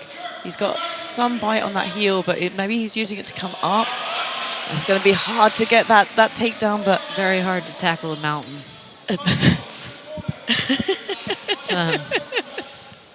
It's difficult. You have to be careful when you're trying to do that.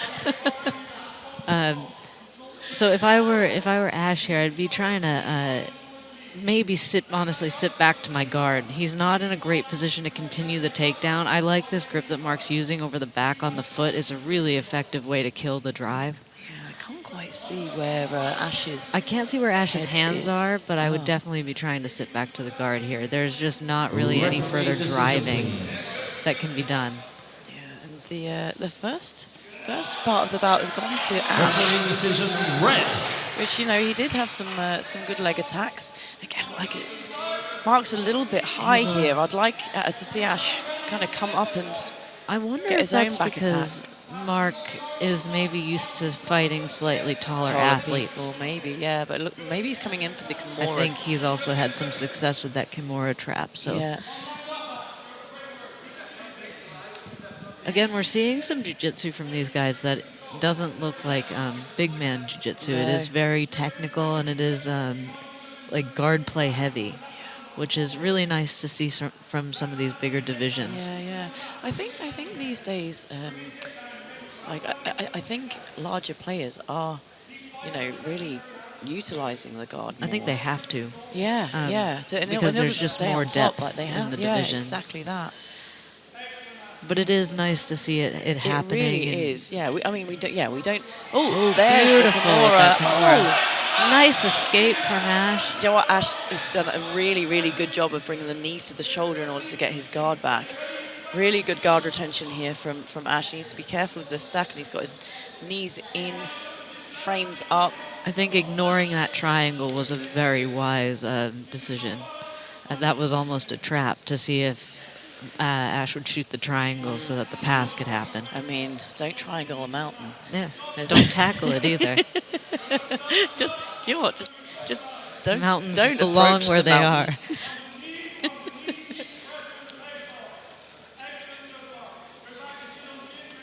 Here, I think we could see more forward pressure from Mark. He has the size advantage, and if I were him, I would be trying to really grind through Ash's defenses and tire him out as much as possible, especially his posterior chain, because that is what he's going to be looking at using to attack the leg entanglements. If your hips and your back are too tired to extend, you're going to have a really hard time attacking anybody's feet. I mean, Ash is doing a good job of keeping his knee into that hip line, though. Like, right up. I mean, as I say that, obviously he moves his knee. But, you know, Mark needs to tackle that knee before he comes up to the upper body, I'd say. Absolutely. He could start looking at those rolling Kimura traps again. If he gets hold of the wrist, which he seems to have hold of the wrist. But this is a much better kind of passing position for Mark if he's able to clear the knee tip. Yeah. It's hard. Yeah, I think continuing to try and pass through this knee shield is going to be exhausting. So Mark really needs to find a way to go around. Nice movement from Ash. There are some moments where Ash momentarily is bringing his leg across the hip. I mean, we've changed positions now. Referee's decision, please. Oh, that's a nice back step here. Yeah, so this is going to the blue corner to Mark. So we've got blue. Not trying to reach for that underhook, but... So this last round is going to decide the winner either by submission or by decision. Oh, beautiful pass.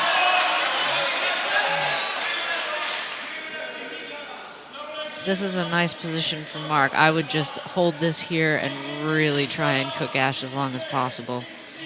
I mean, you know, as the fight goes on, when you're fighting a bigger opponent, like, it gets just tiring. It gets very tiring. It looks like Ash might try to get underneath the hips of... Absolutely, for almost a John Wayne. Yeah. It's coming under for a deep half guard. It looks like Mark is trying to fish that Kimura trap back out again. Oh, beautiful. He is quick on that Kimura. It is a nice submission. Good escapes there from Ash. But that might have been enough to win him the round. We'll see. I mean, there's still 2 minutes left. But Ash will really have to pull something out to... Yeah. Again, like this far on in the round, and you know, when you're tired, and to try to pull out a submission against a larger opponent, not just a larger opponent, an opponent who is 10 kilograms heavier than you, it's got to be something impressive. And I mean, Mark has demonstrated really solid jiu-jitsu yeah, too. he really has. Like, not a lot of technical errors. No.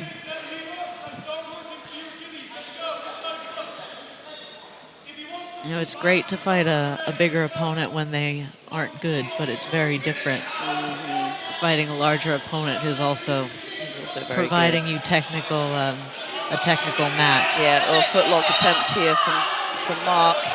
Oh, but straight back on it from Ash. Rolling out of the area, bringing them back in for I the wonder what last that's going to minute. do. The crowd is very excited. He's standing back up with 1 minute left. Absolutely. Why not? Absolutely. Yeah. Keep the match in bounds or you get stood up. Just don't come over here, guys. Yeah, stay away far from away. us. 45 seconds left, and they're getting told off for...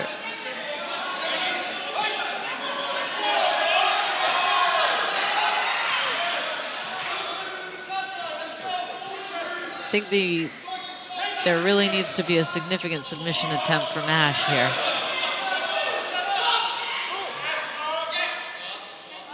I mean, I don't know, flying triangle the mountain? What do you think?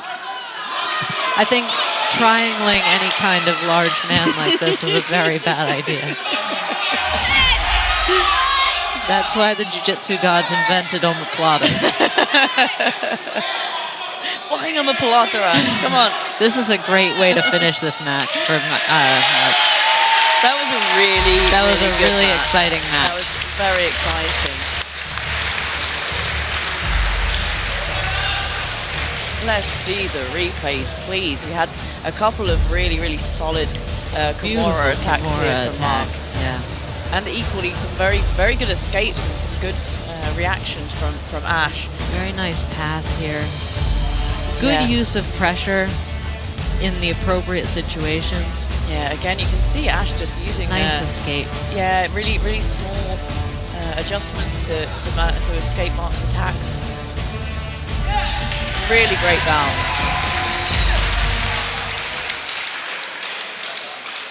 And the winner is in the blue corner,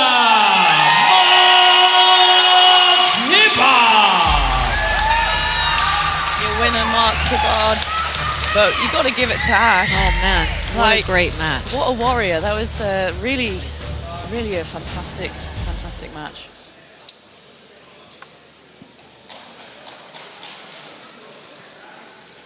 Mark, come on over. That was a close one. You both raised your hand at the end of that. How confident were you that you'd got the win? Just on the rules set, I think first and third round were both mine. Happy with the win. Took the match on late notice. Put a performance. Hats off to Ash. Top competitor, fair play. Trained with him years ago in lockdown when we weren't supposed to be training, and he beat the hell out of me when I was a purple belt. And probably one of the people who inspired me to get better and actually win some shit like I have now. So hats off to Ash, my team, family, wicked. And as always, a crowd favourite. Final word to them. Go RR, 2-3 years, you'll win. Well done, great performance tonight. Cheers, thank you.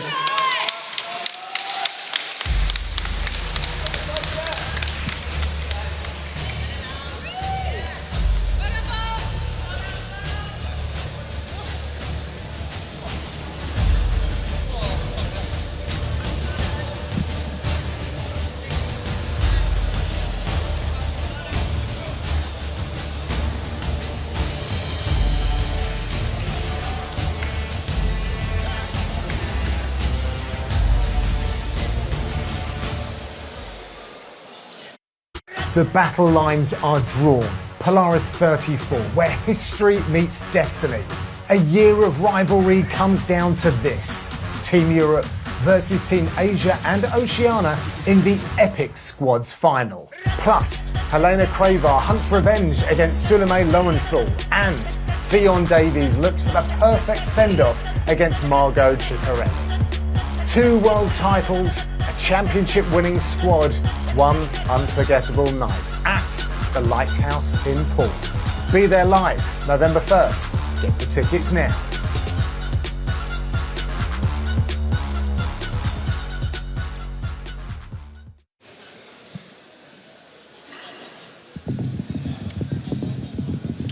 And next up we have an under 82.3 kilogram match with Andy Valencia versus Sam Crook.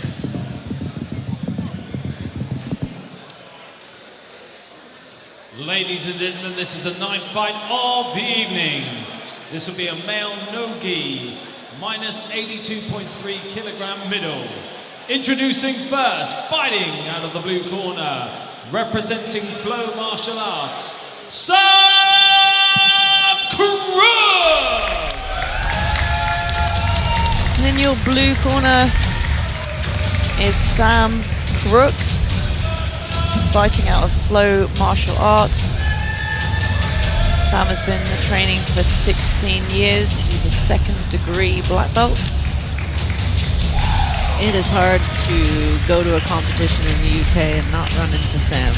He is everywhere all the time. Incredibly active competitor.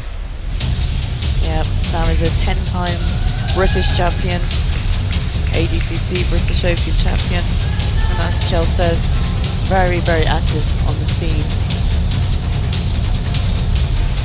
Let's see what he brings. And introducing second, fighting out of the red corner, representing Kin BJJ, Andy Valencia! And his opponent, Andy Valencia. Coming into the red corner, Andy is representing Kin BJJ. He's been training for 12 years, also a black belt. Fun fact about Andy is that he's also a vet. Sorry, a vet on ITV. Yeah. We saw him fight Shane Curtis, I believe, on Tanto 1. Had a really good match with Shane. A really great match against Shane. No, did not make it easy for Shane, so excited to see what Andy's going to bring tonight. Absolutely.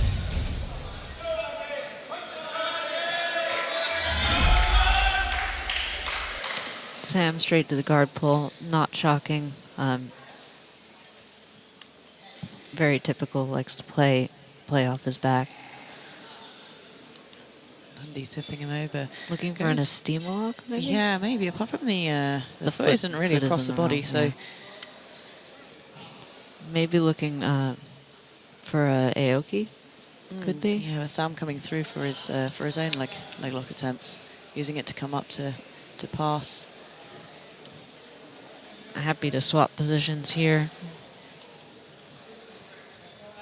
Sam does have very heavy passing. I trained with Sam for a long time out of AOJ, and deceptively heavy passing comes out of that academy. Yeah, his tension and his isometric strength there.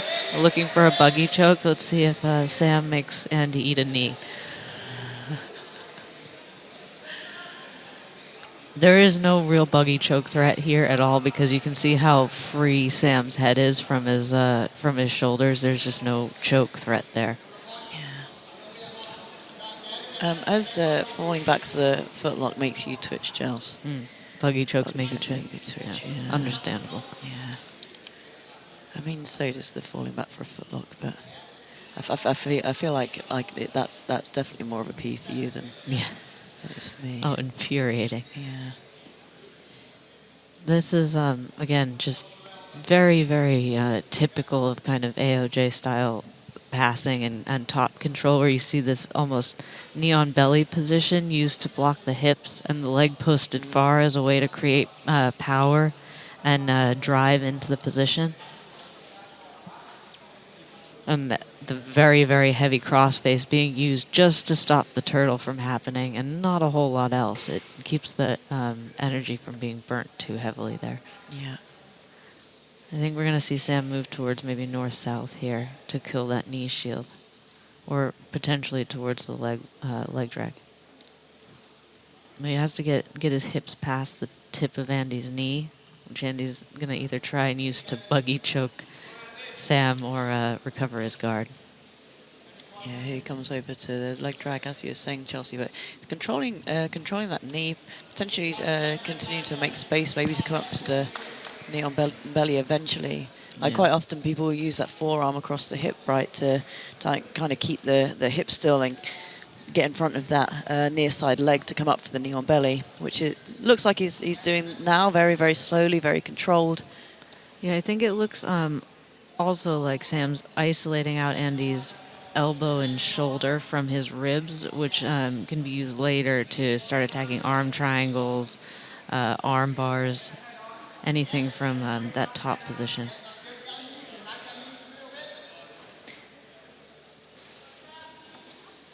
We're not far off a decision from the...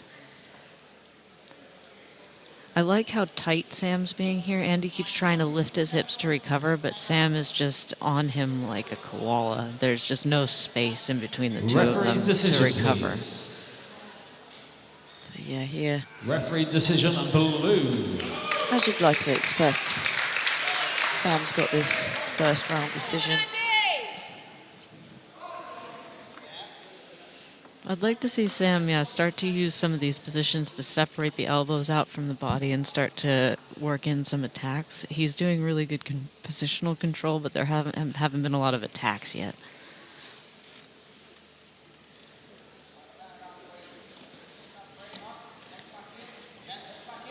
Nice recovery there from Andy. Yeah, it's good. Good defense from Sam as well, dropping towards north-south. Yeah, good timing from the pair of them.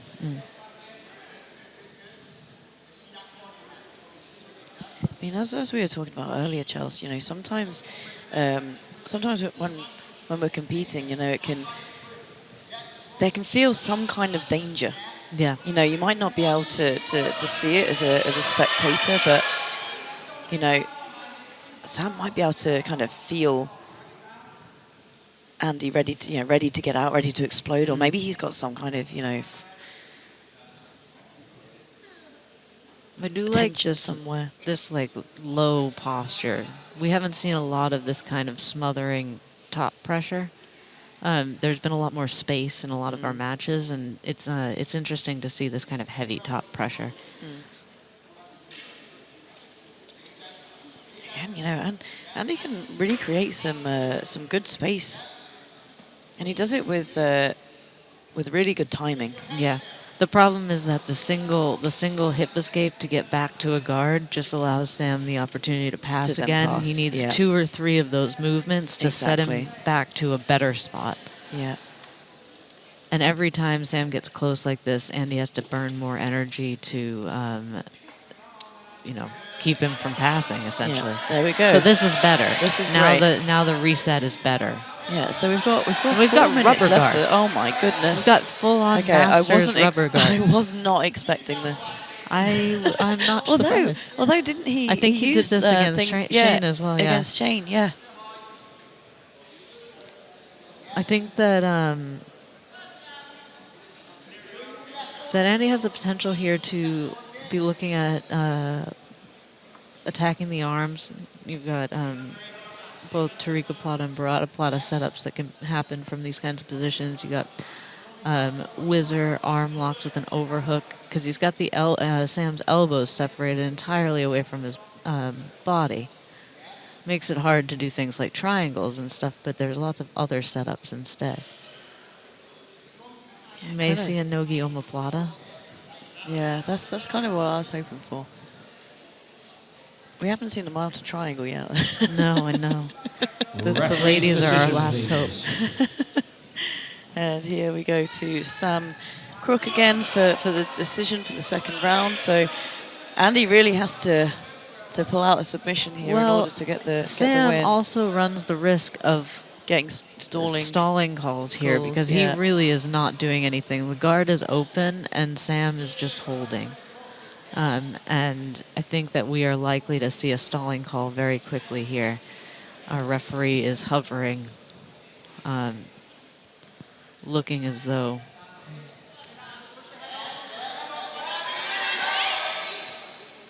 I think with the stalling rules in Tanto, you get one warning. Yeah, there's the omoplata, beautiful catch. Coming into the K-guard to attack the legs. So it was a nice little combo there.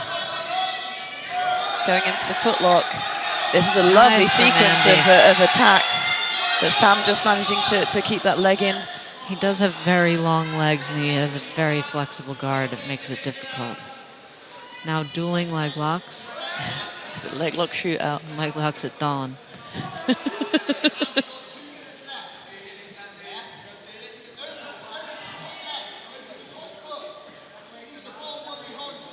Sam is really cranking on that foot like he's sure he has it, but Andy does not look concerned in the slightest.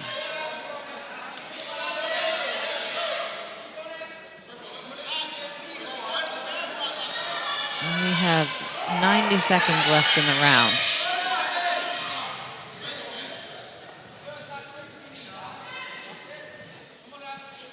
I'm looking for one of these can opener style footlocks here is Andy. Rolling out of the area. Take out, but not enough to get the submission. Enough to get the judges to give him that as a locked-in submission, do you think? I would say so. Yeah, I would say so as well. So Sam needs to be really careful not to... I mean, it doesn't look like he's going to be at risk of any stalling right now, but... No. No, but there's definite danger in not doing enough in that last round, even if you've won 2 rounds. Because you can get the previous round taken off you. Exactly, exactly.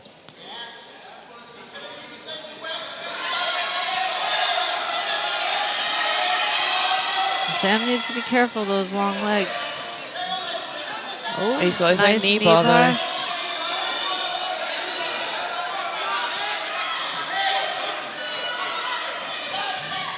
Both relentlessly attacking the legs in the last 20 seconds. I feel like I'm just holding my breath to see whose knee is going to survive this whole Whose knee's going to pop first. Yeah. Sam's got some bite on the heel here. And it looks like Andy's got in his steam a lock. We've got 10 seconds. Absolutely wild. Neither of them are going to tap, but they're both going to be walking like like penguins tomorrow. Yeah. And there we have it. I mean, they still seem to be attacking the feet, even though the time match has gone. Finished. I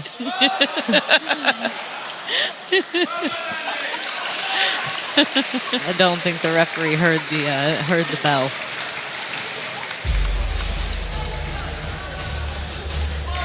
Again, a really good back and forth match, really. You know, Sam took nice passing on from Sam at the start, and beautiful recovery. Once that recovery happened, Andy really kind of got in the game here.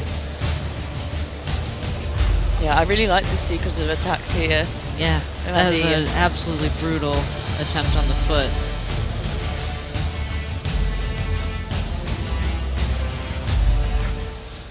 Ladies and gentlemen, your winner in the blue corner,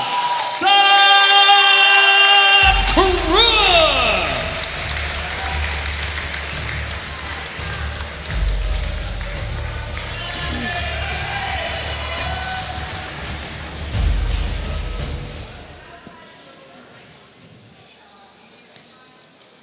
Sam, you got the win there. There was a few attempts to get in the submission. You didn't quite get it, but how did you feel about that one? Tired. Yeah, that was a tough match. Thanks to Andy for the match. He was really insistent on putting me into a buggy choke for like 5 minutes. So I was in a dominant position, but had to play it safe. Also, shout out to my team, Flow Martial Arts, for all the preparation, and to the sponsors, Scramble and Eden Clinic, for helping me and Frank. What have you been working on in the gym that you showcased tonight? Actually more leg locks, but I couldn't finish Andy at the end. He's a tough guy, he's a good leg locker. He's dangerous there, so yeah, I didn't get to show too much of what I'm working on, but that's how it goes sometimes. And are you in action again soon? Hopefully. I don't know when the next Tanto is, but hopefully they can put me and Frank for 2 of the belts. Yeah, that'd be good. Brilliant. Well, well done on the win tonight. Thank you.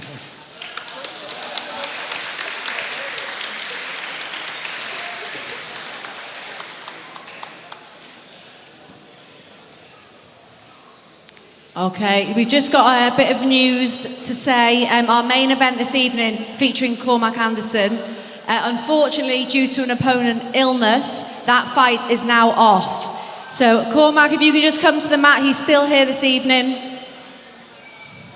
If he's in here. There we go, come in. So just announced, obviously, the fight isn't happening tonight. It was for that heavyweight belt. Very disappointing. Yeah, it's been a crazy week with the pullout 48 hours ago, and then the one tonight on today. So it's been a crazy week. Yeah. And you've stuck around, still watched the show, but you're ready to go. You were ready to fight tonight. So what is the plan going forwards now? Yeah, that's the thing. I've been putting the time on the mats, the time in the gym, everywhere, and just looking to improve always. And I love competing, and that's what I love to do. And Tanto, this is a great opportunity, so I'm looking forward to the next card, as well as also Polaris. I know Polaris are watching, I know other big promotions are watching, so I just want to put up my name out there. I'm always willing to compete. I'm willing to give it 100% and make an exciting match. And so whoever wants it, let's see some names. I know we made a post. There was a post out, and there were some really interesting names in the comments. So, let's reach out to Tanto, let's reach out to other promotions, let's get something going. Yeah, because you're ready to go. So any shows that come in the next few weeks, you'd be ready for? Yeah, 100%. Be ready for it. Yeah. Okay. Well, sorry that you're not going to get a chance to actually have a fight on the mat tonight, but we look forward to seeing you back out again, and hopefully it'll be soon. One more thing, just thank you to Elite Jiu-Jitsu, Rising Tide, and Checkmat Limassol. I'm based out in Cyprus at the moment. All these gyms that help me prepare all the time, whether I'm back in the UK, whether I'm in Cyprus. I love the support, and yeah, thank you very much. Thank you. Our new main event is coming up next, so stay tuned for that one. It's going to be a great one. Madison Murphy against Danielle Lewis.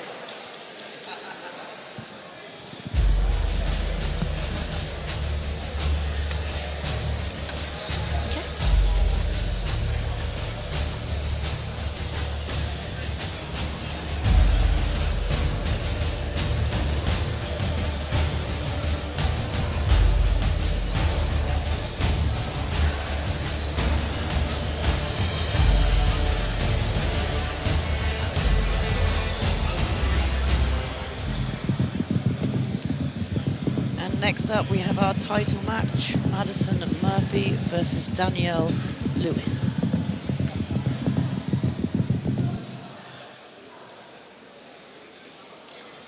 Ladies and gentlemen, this is the final fight of the evening.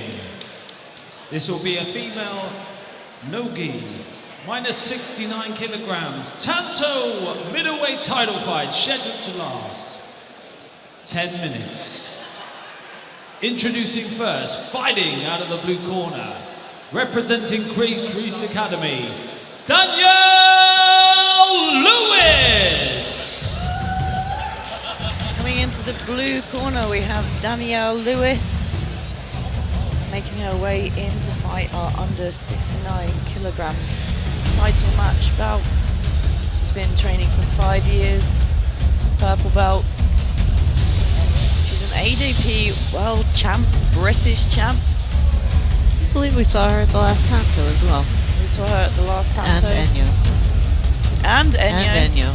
Yeah, very active on the scene is Danielle. I think it's a great matchup with Madison here. Let's see what the girls are bringing. And introducing second, fighting out of the red corner, representing Fightworks, Madison Murphy! And her opponent, Madison Murphy, also a purple belt. She's coming out of Fightworks. Madison, we saw her at the Grand Prix in Tanto 1. She won the first Grand Prix. She won the first Grand Prix with a really, really dominant display of jiu-jitsu. She's a super well-rounded fighter. Got a fantastic guard game, but she really shone and displayed her passing during Tanto 1. So we'll see what she decides to do tonight. I'm excited for this one. Really excited. Your referee in charge of the action, Balthazar Meto.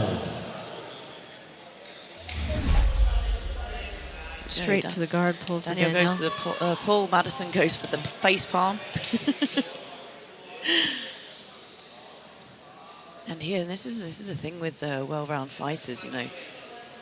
Madison's been working on her passing a lot, which we saw her utilise in the Grand Prix. Yeah, absolutely. In Tanto 1. So I don't think she's not going to mind that Danielle has pulled guard. I mean, she's in a bit of a tricky position and potentially Danielle's going to come to the back here.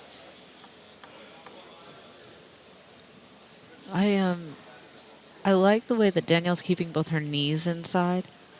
She's not letting Madison get over the top of her knee line to start to attack these toe holds and knee bars for real. Like right now, Madison can kind of put some pressure, but she can't really control the hips because Danielle's got both of her knees under control.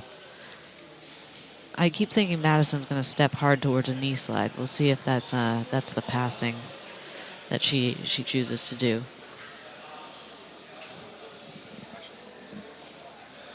So yeah, Danielle's got the De La Riva hook. I couldn't quite see when I was looking straight forwards. Yeah, I think Madison is making a mistake trying to mess with the foot. She should just get an underhook and start the pass.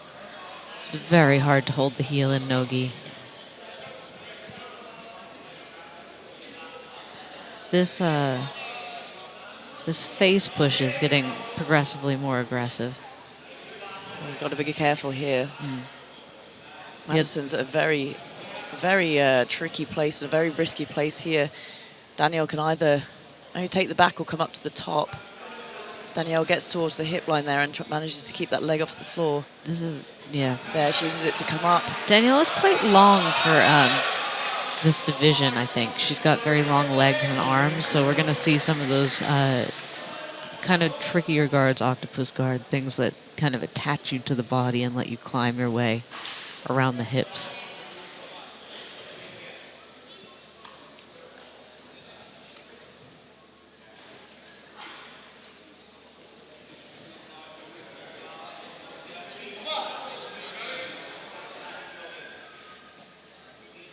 See, in this position, I think Madison could step pretty hard towards the knee slide and have some success in that position. Yeah, I agree.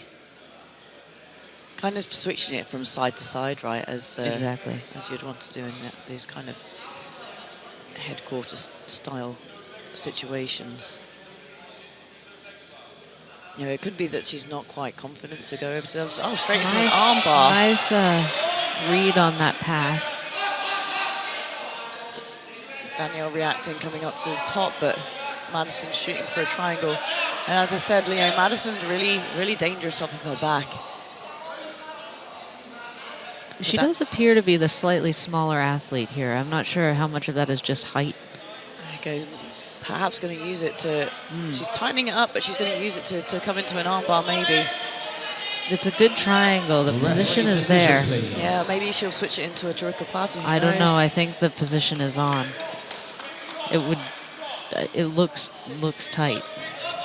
But Danielle looks like she slipped her head a little bit. Danielle managed to sneak a hand in for the triangle. Oh, did she? Yeah. It's still a strong mounted triangle.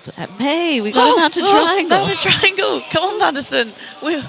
We've been waiting for one. We knew all the girls night. would bring it. This is still a strong finishing position. If I were Madison, I would keep my chest attached to the elbow. Yes. And she just needs to be patient. She's, I think, a little bit too eager here. She's smelling the blood, Chelsea. The blood is in her mouth, I think. Her mouth is all bloody. No, she is. You know, this is a really good position.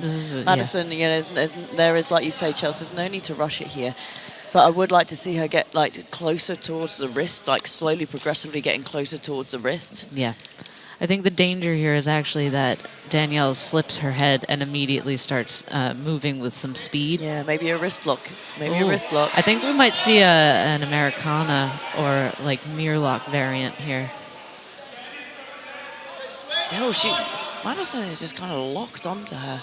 I think it's a good strategy here. She knows that triangle's locked in tight, and she's eventually going to pry that arm. There we go. Free. The arm is going straight. Danielle's. You can see her hand slowly trying to move and just. She managed to clasp her hands together wrist again. lock her? I would be excited to see a wrist lock in her, but I think she might get the arm. Yeah, well, I've seen Madison get. Yeah, there we go. And an armbar win from Madison Murphy. Nice submission. Yeah.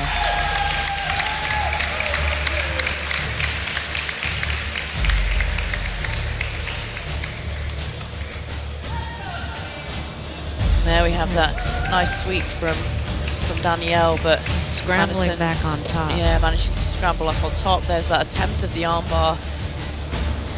You know, Danielle did good from Danielle. Yeah, the defense there was good. Yeah, she showed some really, really good defense. Stepping over, but this is the finish here.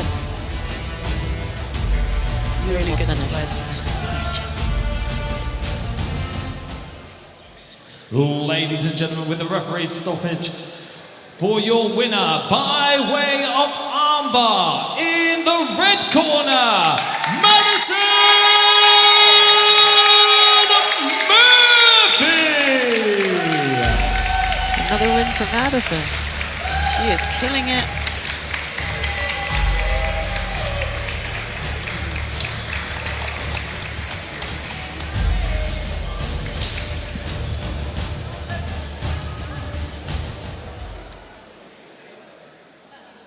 Madison, you've got that belt round your waist. How are you feeling? Yeah, good. Really tough match.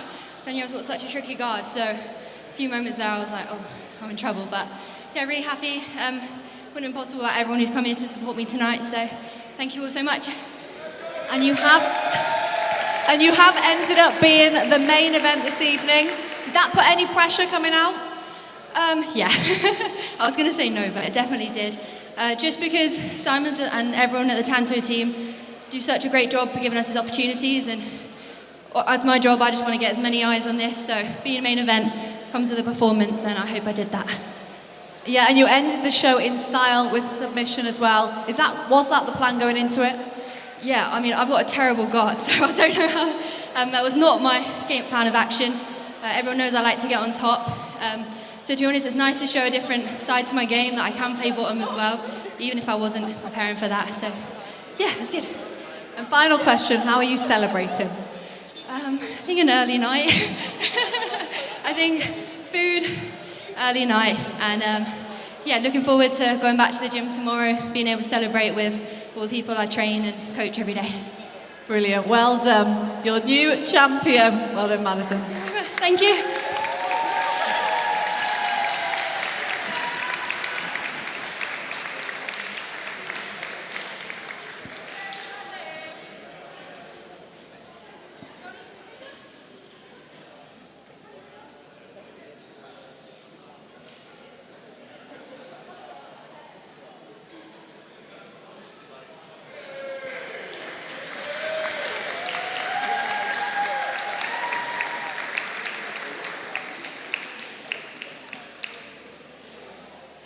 Well, thank you for joining us for Tanto 2 this evening here in Bristol. It's been a fantastic night, and we look forward to our next show, which is happening on the 2nd of May 2026. So make sure you're ready for that one.